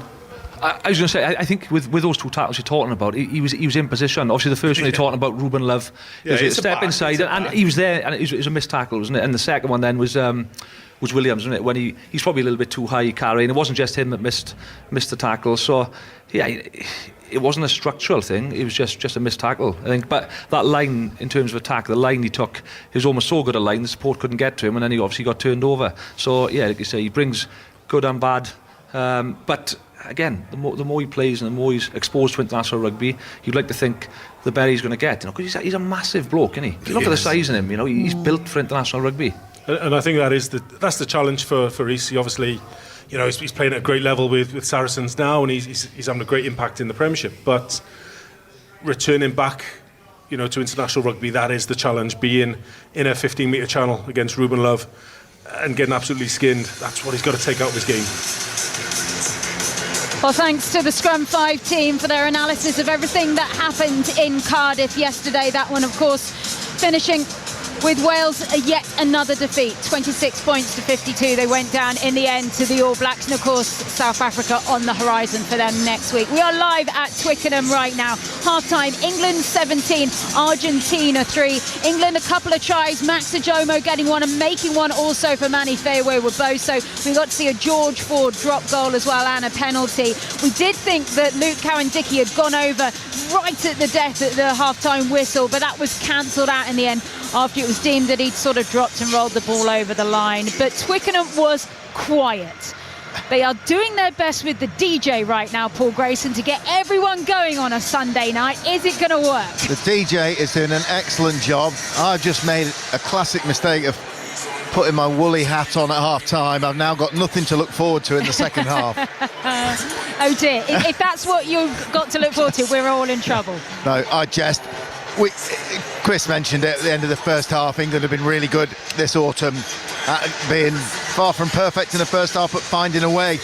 I would expect them to come out as we see the subs starting to warm up. They're going to have to make a difference today. It's not a case of come on and do what's been done before. They're really going to have to change the game, but England are going to have to take a few more chances to get some intensity into the match, because they could put Argentina to the sword if the Pumas don't lift their energy levels in the second half. But I would expect England to go after them ball in hand from a bit deeper down the field. I have to say, for as quiet as Twickenham has been, there is a Cub Scout group that I've spotted down in the corner, and whenever the DJ goes off, they are playing their part. So there is a part of the crowd that is loving it. Now, part of the story of the first half of this, as much as Argentina haven't really woke up to this test match, Chris Ashton, it has all been about the aerial battle, it's been about the territory, it's been about the back three for England managing everything that Argentina have sent to them. How do you think they're going to answer this? Because ultimately, on the scoreboard, they're doing pretty well. I think England's main problem was, it's not much of a problem really, are they? The 17. I should word that differently. Yeah. Where they can get more from the game, I think, is by they've got to win. They're going to box kick. You've got to win those back, and we're not taking it for granted now. But when you've got, as I mentioned already, Roebuck, who's willing to go up and catch these. He's had some massive moments in the past few weeks by just catching, collecting and allowing the team to play off the back of it. So if you want to play that game plan, lads have got to get up and win the ball back. Yeah, Tommy Freeman's the same, constantly looking to catch the ball. Very much deflection is the tactic today for England, which means that you're far less likely. You're then gambling. You mentioned in commentary, looking for crumbs. Well, you're creating the crumbs. If you catch it, it's a big fat cake. Oh, you said cake now. I need to focus. I don't need to be thinking about cake. Right then, the teams are back out onto the field. I haven't spotted any changes yet, but if we do, you'll be the first to know about it here on 5 Sports Extra. My name is Sarah Orchard. Alongside me, I've got 2003 World Cup winner Paul Grayson, also former England wing Chris Ashton. The final match for England, then the final 40 minutes of their autumn campaign about to get back underway. They lead Argentina here at the Allianz Stadium, 17 points to 3. Argentina look like they have gone to bed. They need to go to work, and ultimately we know they can do this. Just cast your mind back. Last week, Murrayfield, 21-0 down, Can they do it again? Has the half-time talk done it? Twickenham, will they be out of their seats? Will this be a runaway victory as George Ford bounces the ball once again on the spot to get ready to go? The first half, the star of the show was Max Ajomo. Who will star in this second half though? Ball comes down then for the Argentinians. As flying over the top goes Picardo once again. Argentina playing from left to right then in this second half. Have the ball on their own 22-metre line as Benitez Cruz sends it high into the Twickenham sky. Freddie Stewart beautifully takes the ball, slightly touched there by Kramer, but the referee is happy. England playing from right to left, wearing their dark blue jerseys as they try and drive that one forward. Blocked by back. Obstruction. Okay, obstruction there called in by our near side linesman. And so it's a penalty for Argentina. I don't... Obstruction. The linesman's called this in, but Daly is looking at the linesman and what is that about? Elliot Daly was 3 metres away from the ball, and the Argentinian winger decided to run into him to try and get a block, and it worked. Maybe it's a tactic we might see a bit more of. Go nowhere near the ball, but run into somebody, fall over, and you get a penalty. England 17, Argentina 3 here on 5 Sports Extra. We've now got 41 minutes on the clock as it's a good line-out for Argentina. Through the hands they go. Kramer, who wasn't involved in the line-out, can't control the ball. Underhill managed to get it back for England, sends it away. Slade with the kick down the field for England. And at the backfield there, Juan Cruz Malio, the vice-captain for Argentina, gathers it, uses his right boot with the luminous yellow boots to send it down towards George Ford. He's got Elliot Daly on his shoulder, and it's Daly who's sent off to track this ball and pressurise the Argentinian back three to try and make the mistake. This time it comes down to Freddie Stewart. He's approaching the England 10-metre line. Scuttering kick. Is that going to go out? No, it's landed nicely in play. Gathered this time by Albanos. And the kick tennis is something you are just going to have to get used to if you're just joining us here at half-time. It was the story of the first half. England almost manipulated a 50-22 opportunity there. Freddie Stewart driving the ball into the corner after, like you say, a baseline rally. You then want that bad kick to give you the advantage. If he could have got it out, it would have been England's possession in the opposition 22. As it was, Albanos with a banana kick down the left wing. England line out on their own 10-metre line. Can Argentina do something in the second half, or have they just run out of gas at the end of a long year? England have the ball and they break away down the back on the other side of the field, lose the ball in the process. The connection just wasn't there as Steve Borthwick looks over his laptop thinking about his options.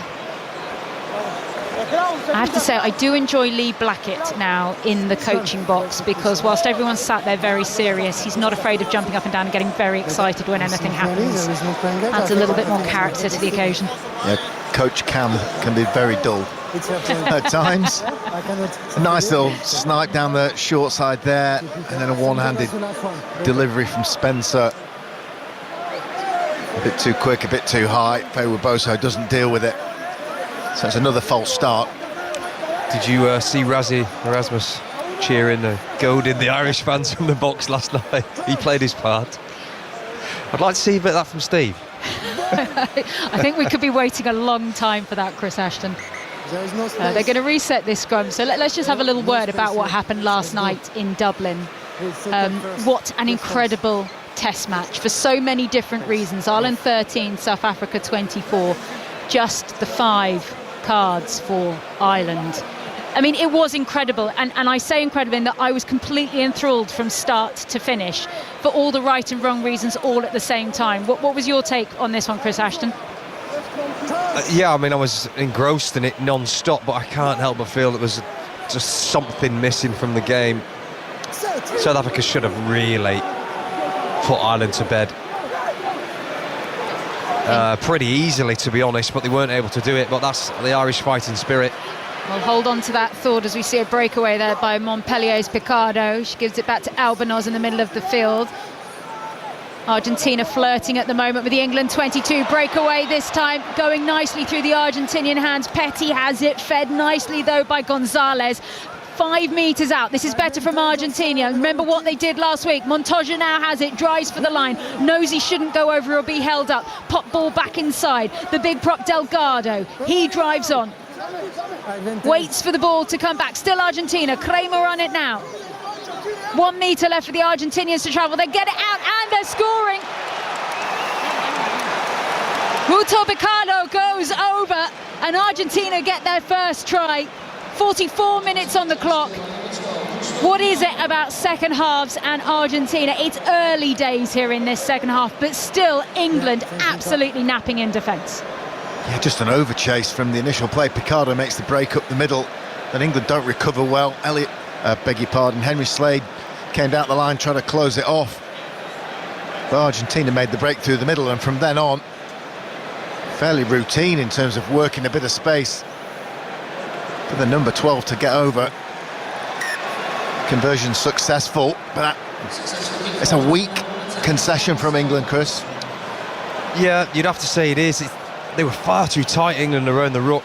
Didn't get themselves any width, and when teams have got options at the line, a metre out from your try line, and they're able to throw a pass across a couple of attackers, you're almost guessing at who's going to get the ball, and you gamble in. Ben Spencer probably looked too far inside, gambled, ball went across him, and Argentina straight back into this game.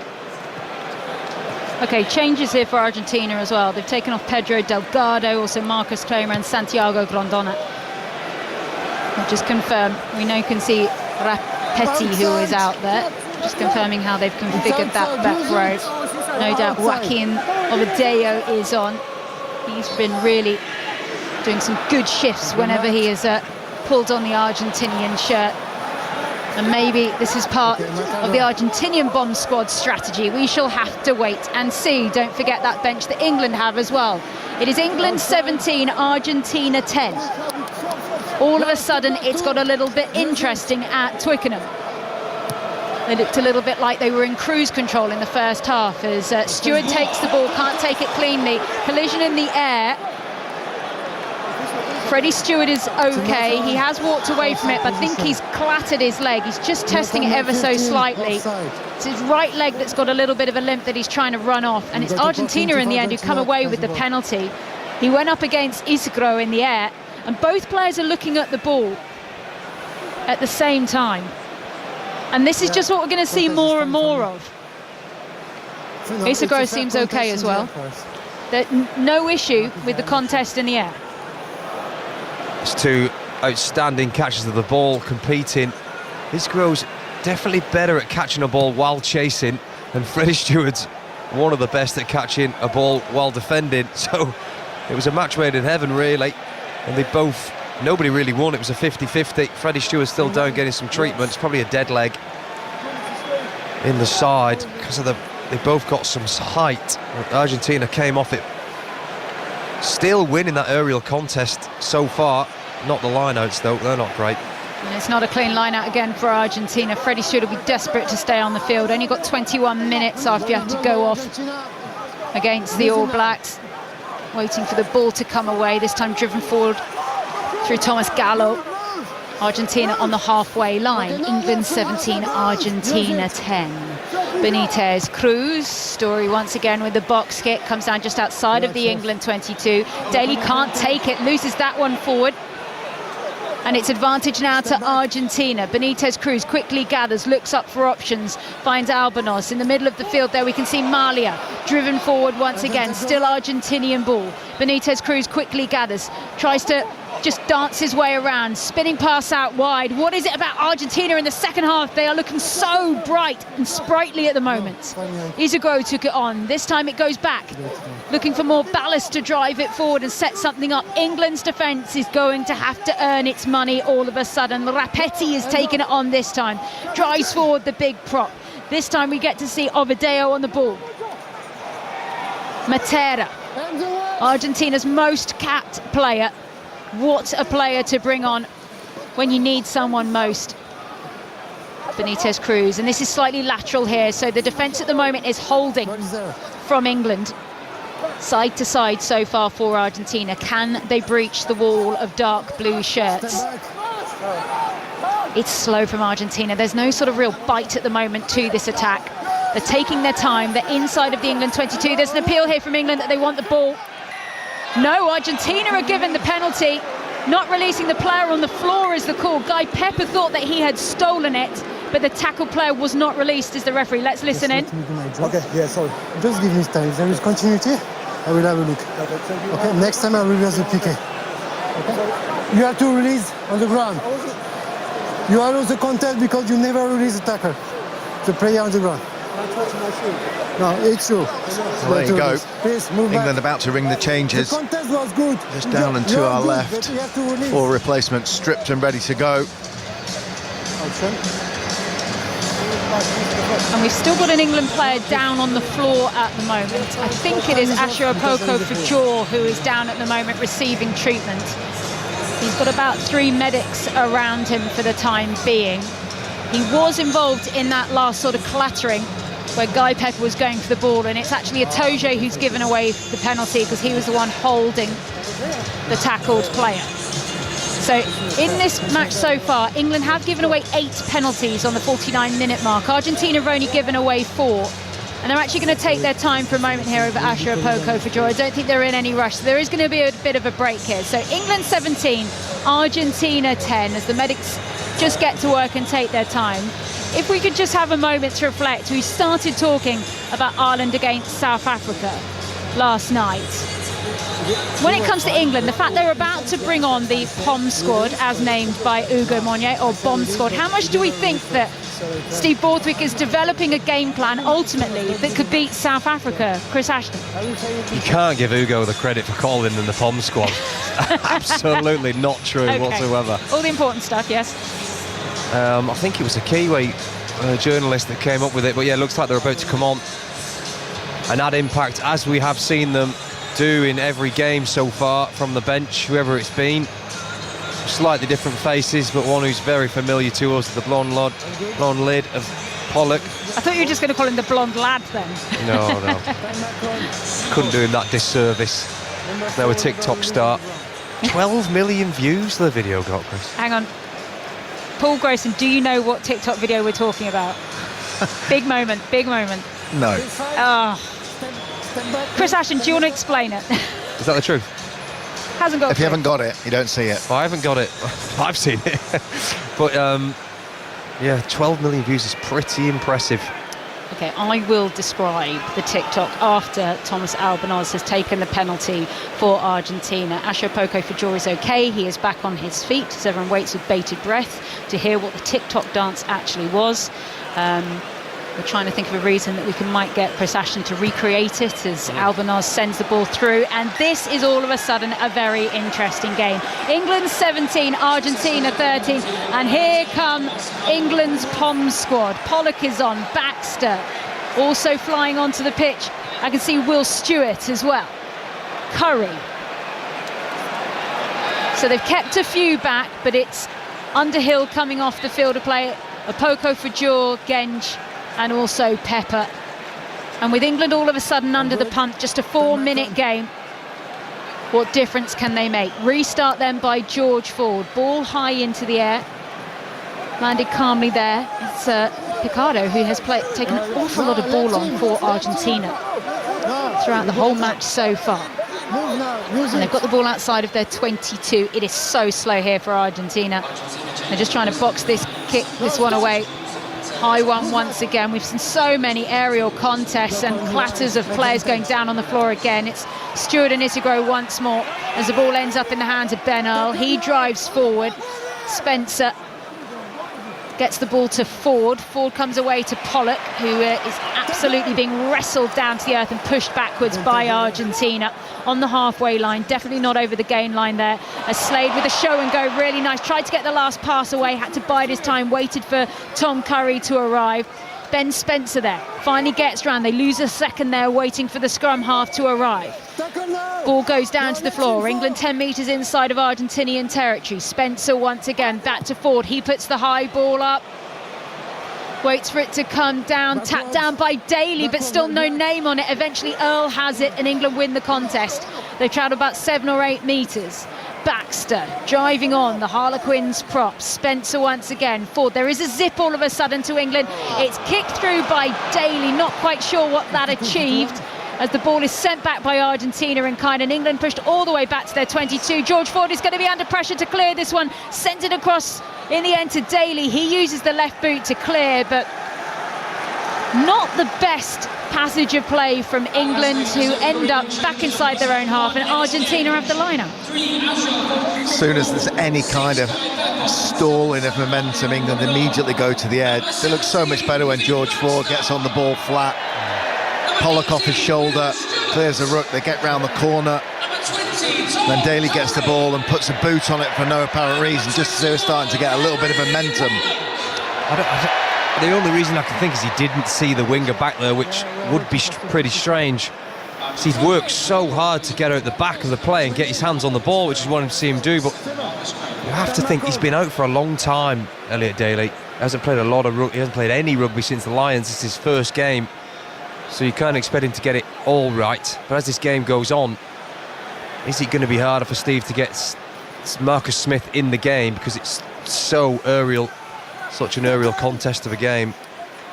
More changes for Argentina. Marcus Kramer, on all accounts, went off an HIA alert on his mouth card, so he's come back onto the field having passed that. On the field now, playing away, attacking down the middle of the park. It means Pablo Matera has come back off, so he can still be used at some point. 53 minutes on the clock. England 17, Argentina 13. Another big second half fight back coming here from Argentina. Can they take it the whole way once again? Guido Petty driving forward, won the Champions Cup with Bordeaux last season, comes back now. High ball from Carreras. He sends it down the left-hand wing, tapped back down by Fewo Weboso. In the end, it is gathered out there. It's Spencer, so no scrum half. Someone needs to go in and put a name on it. Luke Cowan-Dickey happy to come in with distribution. Now, England are stuck back inside of their half, and we did see a little bit of a stat that came up on their screens that about a minute ago, Argentina had 98% possession in this second half, which says a huge story in itself, considering we are only 13 minutes into it. Carreras on the ball once again. Argentina push back into their half of the field as they try and find their way back through.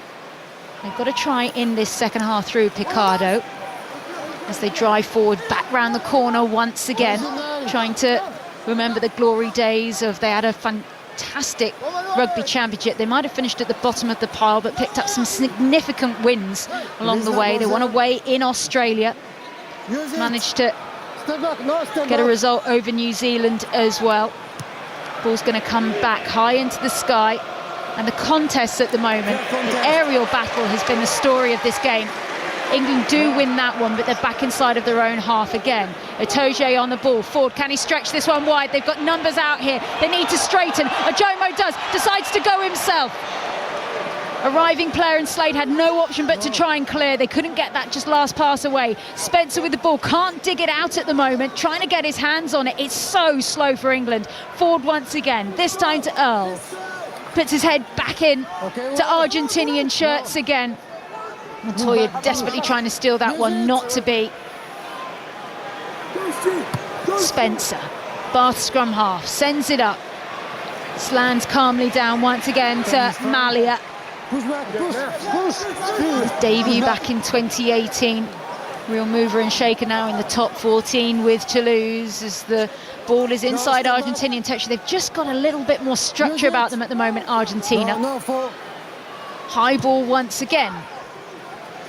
If you don't like kicking rugby, this is not the game for you. As Freddie Stewart tries to break away, gets the pop pass away to Earl, who's over the halfway. Back now to Ford. He spins it out wide. Waiting calmly out there is Ajomo. Has to go down right over the top of that. Nearly trying to snipe that one was Gonzalez. Can't get his hands to it. The ball has been in play now for ages as Tom Curry knocks it on, and Argentina have advantage. Comes away then calmly down the line. Isagro hacks it on. Freddie Stewart is going to have to track back and go and get that one. It's going to go all the way over the line. He dots it down, and it'll be a goal line drop to England. What a passage of play. And once again, I'm not really sure where we'd be. Yeah, there's Come on, Paul Grayson. it's very difficult to put your finger on it because there's more ambition from Argentina, but we always seem to end up in the same place. It starts with a kick, it finishes with a kick, and the bits in between are okay but not really threatening. England had a dabble around the halfway line, not bad, ends in a kick. I think England have got to be a bit more ambitious. You can't. They're not going to win this game by just doing a couple of phases and kicking the ball back. They've got to go beyond that, try something different. But is that spark going to come from Mitchell and Marcus Smith? England 17, Argentina 13 as the penalty is given away on the floor, sealing off the ball. Argentina win the penalty. This is kickable if they want it. It's on a really tight corner though. The ball was down on the ground. And it was a real mess, to be fair, that rock. Yeah, it's a tough penalty, that. Not entirely sure. I mean, it's chaos and all breakdowns. There was nothing clear and obvious to me. It suggested England had infringed to keep the ball. Okay. Well, I said it was on a really tight angle, and Argentina tried to kick it down. They've made it about 3 more metres, but it's still a decent line out that they've got here.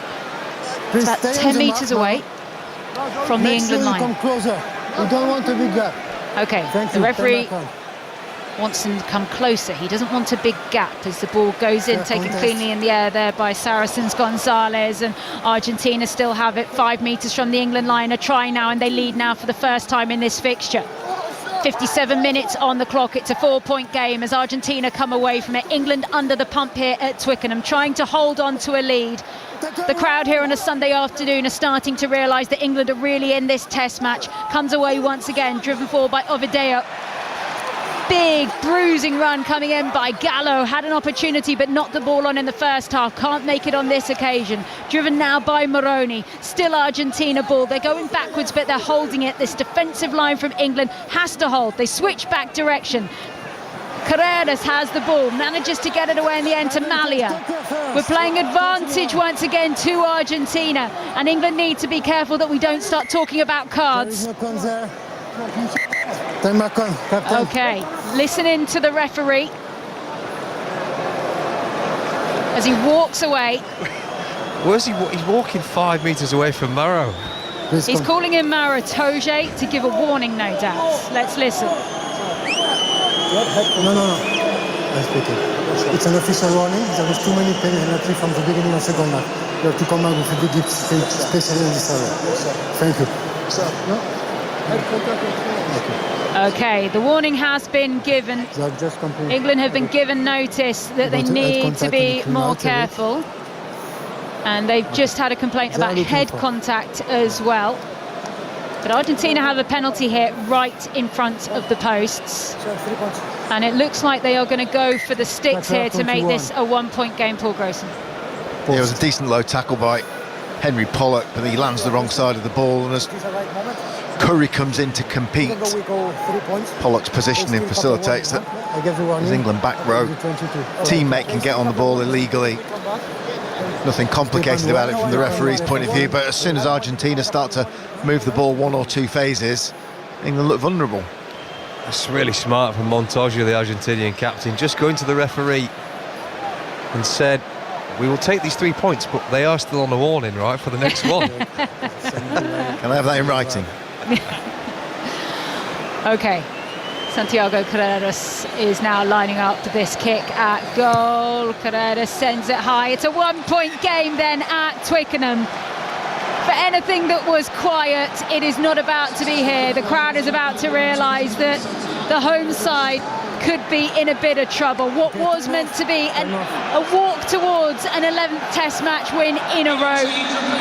Home unbeaten run is now at question as we see Ben Spencer go off the field and Alex Mitchell come on. Could that be the difference to add some zip to this England attack? Here we go. George Ford with the restart. The bench being used. Can it take effect here for England? Isigro has it. Big tackle on him by Daly, but can't hold him. Needs the secondary tacklers to come in. Slow ball coming. Will Stewart involved in that one? Argentina have it. England 17, Argentina 16 as we approach the 60-minute mark. Long way to go yet in this test match. As Freddie Stewart shrugs off the first tackle, gets the pass away to George Ford. He gets it back inside. Lovely pass in the end, accidentally in the end, between, I think it's Ben Earl and Freddie Stewart, but it was forward. The crowd don't like it, but the referee was right in front of it. Last week, Steve was forced into the change of Marcus Smith. I just feel like the game is crying out for Marcus Smith to take the field. You can't overthink this sometimes, Grace. You've been in that position as a coach. Like, I think you've just got to get him on the pitch. Don't wait for the perfect moment. Yeah, I understand that. They want to. It's almost like you need to get one more score before you can make the change, as opposed to making a change that might facilitate you scoring that try. That was not a forward pass, by the way. That's what the booing is about. It's funny, isn't it, when like a TMO would come in in a different scenario and say, well, actually, that wasn't forward, it should be England's ball, but as it is, Argentina's scrum, halfway line on the right-hand side. Okay, Argentina's scrum on the halfway, 5 metres out from the near side touch. As the crowd realise that England needs something, they win the penalty at the line out, and a cheer goes up. Alex Mitchell wants the ball. A warning there, going to Argentina for pulling the scrum down. Hands on the ball. George Ford goes and checks in with Mauro Itoje about what they're going to do. Of course, he's going to send it down this near side touch. Taking his time, no panic at the moment. He has dropped one goal in the first half. And this is the first real attack we have seen England in this second half inside of the Argentinian half. Yeah, and with Mitchell on the field, it's go time. Line out off the top or work something round the back, hit the seam, send the Jomo up. Forwards carry around the corner, switch direction, all the things we've seen so far in previous games. Curry takes it in towards the middle. Daly, who's really tried to get himself involved in this game, gets off the wing. Ball comes away now to Cowan. Dickey flying forward. More forwards setting this up for England. Mitchell with the quick distribution to Coles. The Northampton Saint driving towards the 22-metre line. Ford switches the direction back towards Ajomo. Lovely pass from him towards Slade. Slade has to straighten. Goes on, takes the ball in himself. Support now by Daly over the top. Mitchell now goes to gather. They're not over into the 22 yet. This Argentinian defence holds for now. Mitchell once again looks up. Ford is there. Soft pass driven on by Stewart. And England need to penetrate into that 22. Slade pushes out wide. Manages to find Stewart, who's still going. Does so well, Stewart, to hold the ball. Makes a good 5 metres. England into the 22. Driven now by Alex Coles. He wants every blade of grass that he can get. Mitchell with that little snipe round the corner. Argentina read it well. Brought down by Ovideo. Straightened once again. England sniffing something out. 9 phases they've gone through now. They need to hold this ball. Eventually it is spun away. Softly taken by Stewart, who almost has to jump to take the ball. Itoje just slightly blocking his eye line in that last attack. Now it's Slade. He makes a metre, closer to the line the whole time.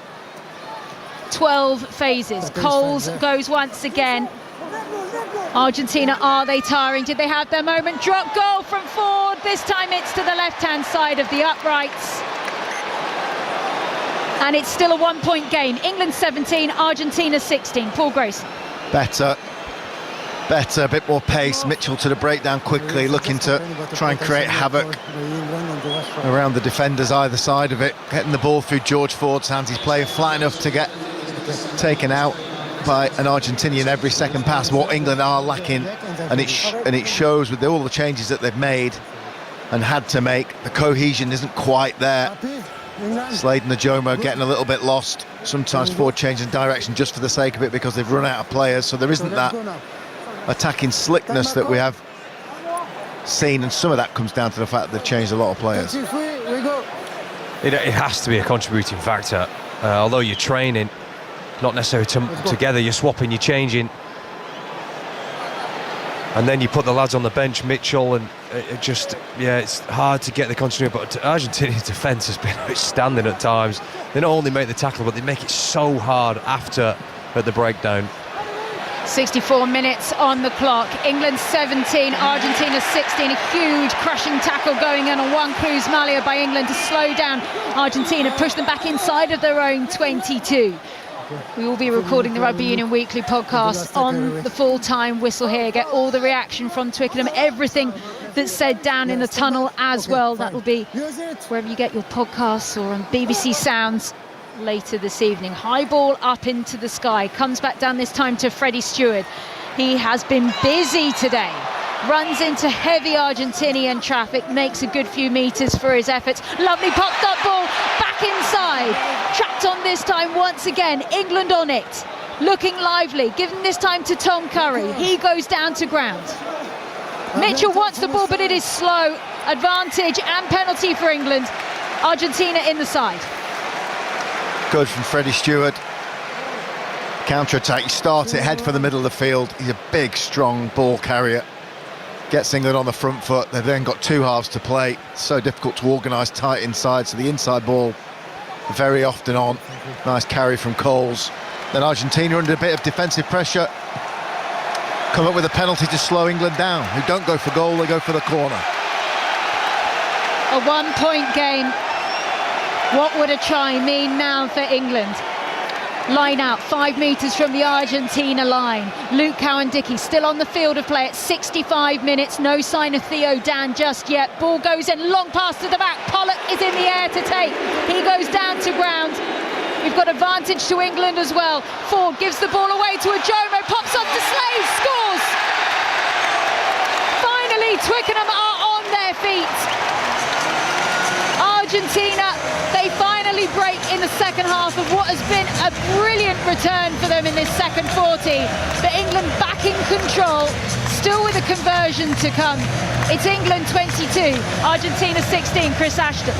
It's a great line-out ball from England, right to the back. It was an advantage, so you play with that freedom and go quickly, but Max Ajomo, 99% what he's touched today has been outstanding. Gets half break, lands on his front and flicks it out the back to Slade. That has been definitely one positive today, Ajomo, and how good he's been. Extras added by George Ford. It's now England 24, Argentina 16. Other than Max Ajomo, is anyone else in contention for player of the match at the moment? Well, we're not finished yet. No guarantee England will win, so it's...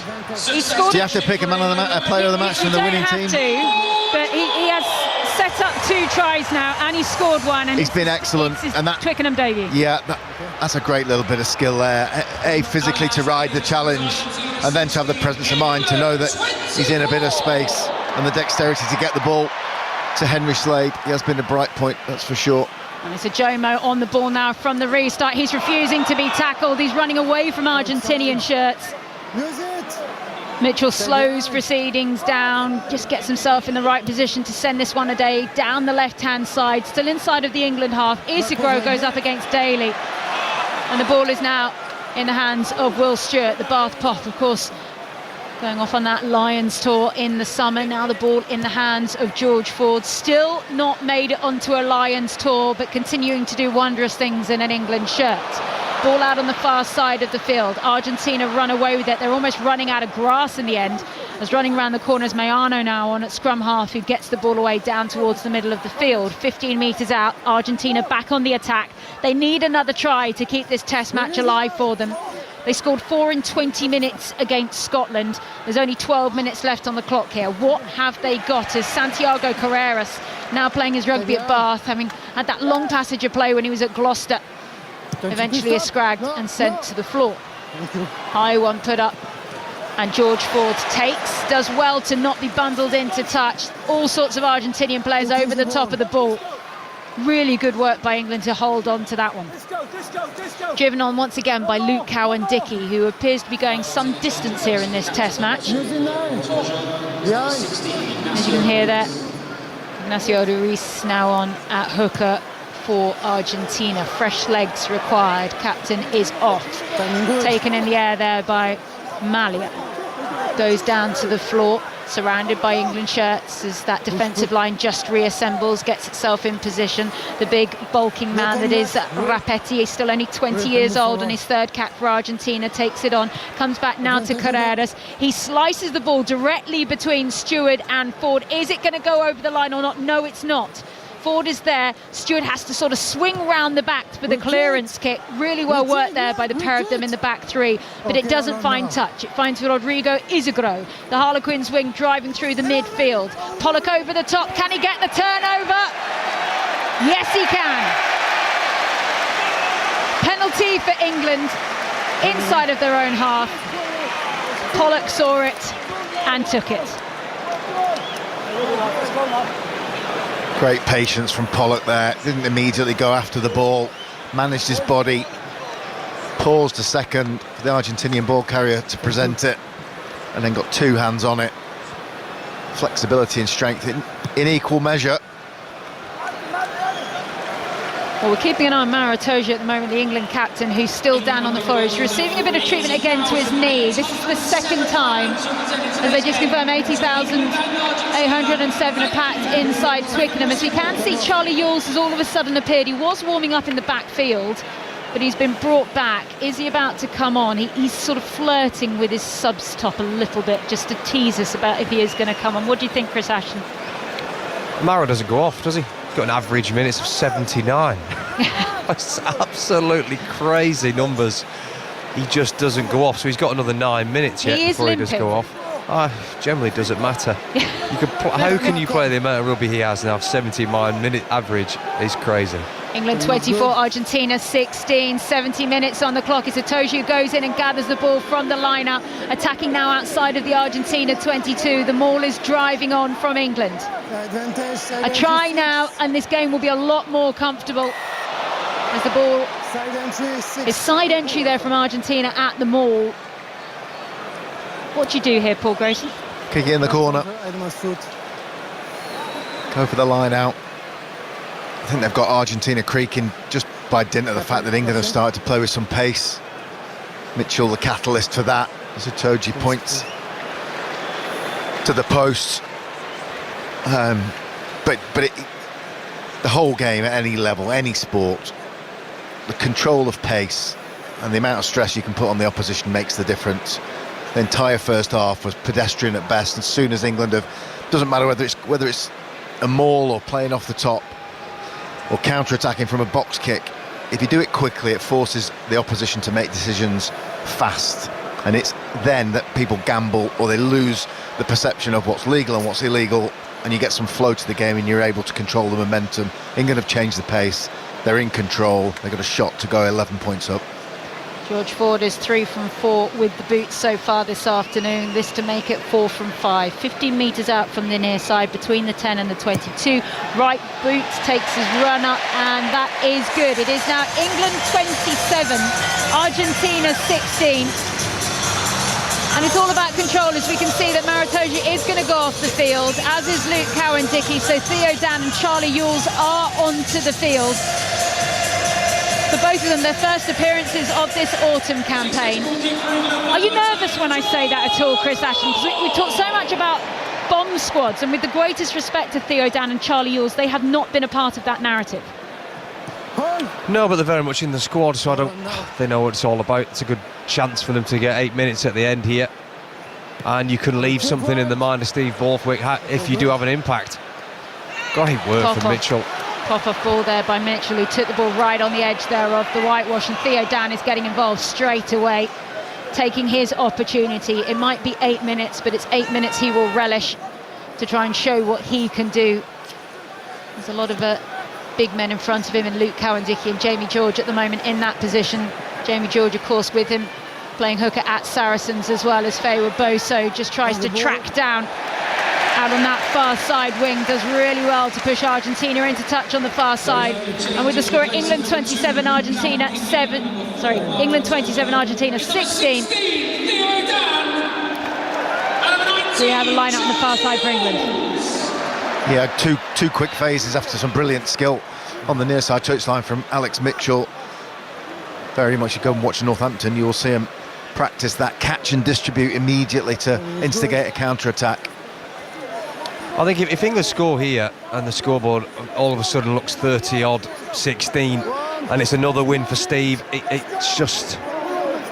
people forget how the game's gone and how they've got through it. It just looks like a really complete performance again. And I feel like that's what's about to happen in the last 5 minutes. We're going to nick another try. Right, Argentina have this.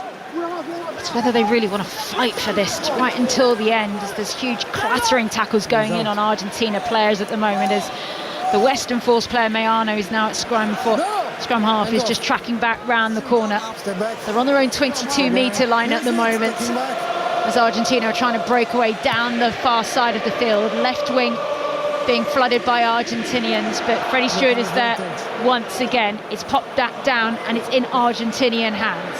Mayano once again looks at the options available. They're trying to spin it down. Malia. He sends it long, and he's done well there because he saw that England weren't at home. Is it a 50-22? Okay. Well, the referee was going to give another decision at the other end of the field, but I think Argentina say, do you know what? We'll have the 50-22. Thank you very much. And they've got the line out just inside the England 22. He got absolutely crunched by Tom Curry. Where's the ball line? It's on the edge for me. I think he could have pulled out of that, Tom Curry, and then lands on top of the Argentinian fullback, who's now receiving treatment. Great kick from him. So let's tackle. They are going to give a late tackle, and I just to give something to Tom Curry, I don't think he had his eyes open. Yeah, that's not necessarily a good thing. It doesn't go in the plus column. No, it really doesn't. But he certainly wasn't looking as We he do went have, into that. you have a responsibility to be in control. Yeah. And As we one Cruz see. Malia is going off. Yeah, he won't be happy about that. His club won't be happy about that for sure. As Juan Cruz Malia limps off the pitch. It is an Argentinian attack. Have they got one last throw of the dice here? If they score now, we could be in for a very tense finish. At the moment, England, they are leading by 11 points, but a try here for Argentina and things get tasty as we close out the game. It's advantage now to Argentina. England surely will be on some kind of warning after the penalties that they have racked up here. Ball is down on the ground, comes back out once again. Mayano with the distribution, trying to find anyone. Gins it in the end to Ovideo. Now we see Matera. He goes down to the floor as well. Popped off ball. Options for Argentina, this time coming through Gonzalez. Really big tackle coming in by Ben Earl to stop Argentina going over the gain line. And it's still the visitors' ball, but it's still England who hold the defensive line. Driven forward once again. Matera, one of the many vice-captains in this Argentinian squad, trying to make his point, trying to prove that they've got something here. Driven on this time by Ruiz, the hooker. Argentina lose it forward, but they do have a penalty advantage that they will come back for. And it's right in front of the posts. There's very little point in kicking the penalty here. Surely they need to go for more. And they might want to put some speed into this Argentina, just in case they know. Clock has stopped. Can't quite see the England player who's receiving treatment at the moment in the middle of the field because the medic is currently blocking them as Felipe Contaponi is making his way down towards the Argentina technical area. Warning remain now. Even if you Can't quite see which player it is still. Must be a front rower. Yeah. George Ford is currently the England captain and is speaking to the referee. And England, no doubt, will be happy for this short passage in play just to take their time. As George Ford actually brings in the squad, we won't be able to hear what he says because he's not close enough to the referee, but I think he's just going to say, right, come in. We're on a warning. We need to close this well. These is going to be the last moments of our campaign. And Felipe Contaponi is clearly angry about something, you can tell. Probably that Tom Curry tackle. I would say so. Right then, Argentina have decided to drop this one in the corner. We're on 77 minutes, England 27, Argentina 16. If Argentina score this, we get the blockbuster finish to the match. But they need to score, and they need to score right now. Ball is in the hands then of Ruiz. 5-metre line out to Argentina. Ball comes in high into the sky, goes Gonzalez, they're going to drive. All the forwards throwing themselves at this. It's at the back. It's in the hands of Ruiz. The referee is getting himself in the way. The warning there goes to Argentina to use it. Arms on it there by Mayano. He's driven round the corner. He's just following the ball at the moment. There's another penalty advantage coming Argentina's way. England changing their binders. Alex Mitchell is screaming at forwards to come round. Help him out. Down on the ground this time goes Gonzalez. Pick and go once again. Still Argentina ball. They have to score now to be in with a chance of taking this test match. England 27, Argentina 16, driven on this time by Wenger. Hands off. Still down on the ground, 1 metre left to go. They need one more big push, Argentina. They're trying to dig it out. It's such slow ball coming. England are being such a nuisance here at this breakdown. They have sucked up so much time. Is that a score? Yes. Ovideo has gone over. They need to get the ball, get back and get going once again. It's now England 27, Argentina 21, but they need the conversion as well. Might even see a drop goal here with the clock ticking down to a minute and 24 seconds. It'll be the Hail Mary from Argentina to try and win the game from deep in their own half. I suspect England will walk very slowly back to the halfway line. Remember, they're checking something. I don't know why. If I was Santiago Carreras, I would be getting on with this. He is taking his time. Just standing in front of Carreras. Okay, check. now they're going to check the try. Right, the clock is off. Oh my goodness. So he's just eaten 20 seconds there, the referee. By Argentina. Knock on into grounding by Argentina. If there is no try, I was on warning against England, and I've got the number 5 from the side, so it will be a try. Okay, so show the me ball the goes footage. over the line. They're just checking if it's grounded or if he lost control as he put it down. Spin backs to take a bow if this is chalked off. So, I think, knock on, okay. Very kind. Camera is back on you. We got a decision. So there is no try, we got a knock on at the boundary. So I'm coming back to a penalty and yellow card against 5 England for repeated infringement. 5. Okay, England. Number 5, They have got a yellow repeated card. infringement. Alex Coles is being sent to the bin. So much time has been taken up. We're on 79 minutes and 4 Number 5, seconds. Tanzania. It's still England 27, Argentina 16. And Argentina, the maths is just against them now. No, more. It doesn't matter what they do here. Even if they score now, it would take a miracle for them to get through everything. The logistics is just too far beyond them. Here they come. They're still going for the try, but the clock has beaten them. Even if they score, they won't have time to get back and go again. England will slow this down for everything, down to 14, Coles in the bin. But England will win this test match as the ball comes back away once again. Driven on once again by Moroni, 8 metres out. It's loose ball on the floor. Can England find it? No, Argentina suck it up once again. 30 seconds left to go until the full-time whistle. Spun out, this time taken on by Ovideo, who's just had his try scrubbed off for a knock on over the line. They need to spin it out. Nice from Izagro. Izagro will score. There's 15 seconds. If they can take this conversion, they force England into a restart. Someone has to take it fast. Carreras takes his drop goal.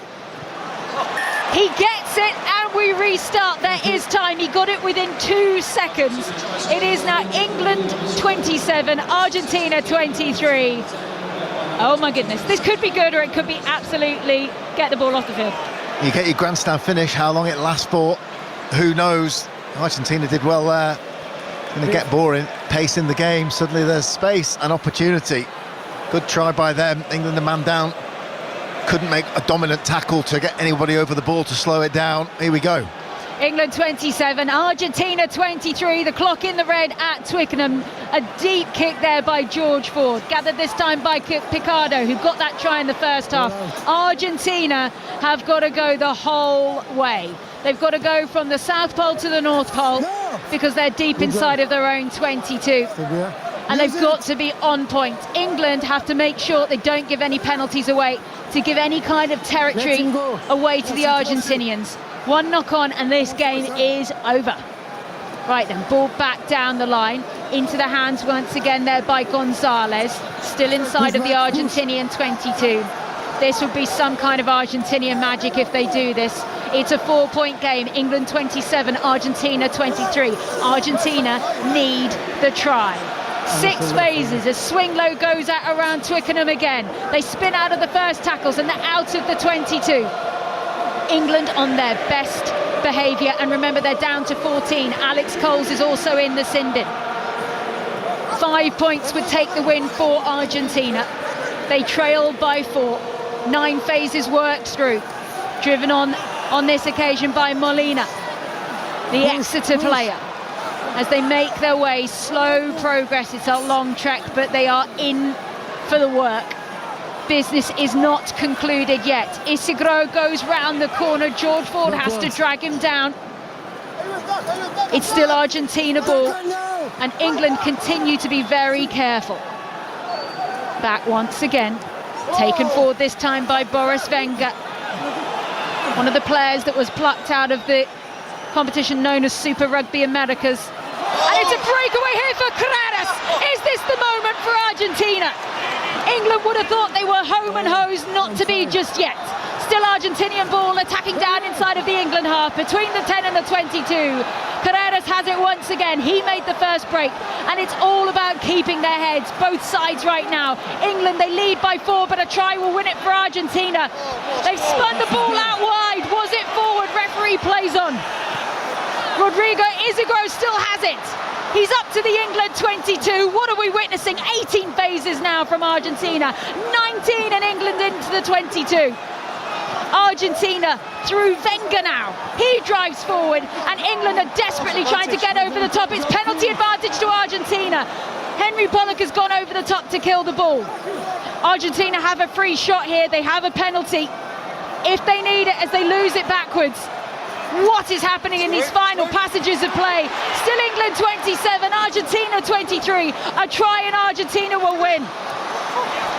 England have been unbeaten so far at home in 2025.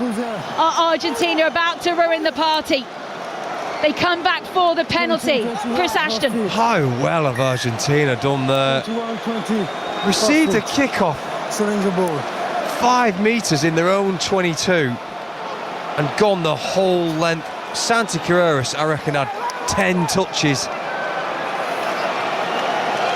What a break as well on the inside of Pollock and Stewart. It's just such a shame he had no support, really. It deserved more, the line break from nothing. What a bit of play. We've just turned up for the last 15 minutes, Argentina. Some Argentina supporters directly opposite us going absolutely berserk down by the far touchline. Carreras goes for the corner and makes it. Okay, put your seatbelt on, everyone. It's not a great kick though, Sarah. It's a good 9 metres out. They're still in with a chance though, as the guy who is in the Argentinian poncho on the crowd goes up on the big screen once again. Here we go, right then. Ignacio Ruiz to get the ball in. Huge line out, Argentina fumble it. It's been stolen by Ben Earl. England will survive, they just need to get the ball off the park. Mitchell has it, it goes.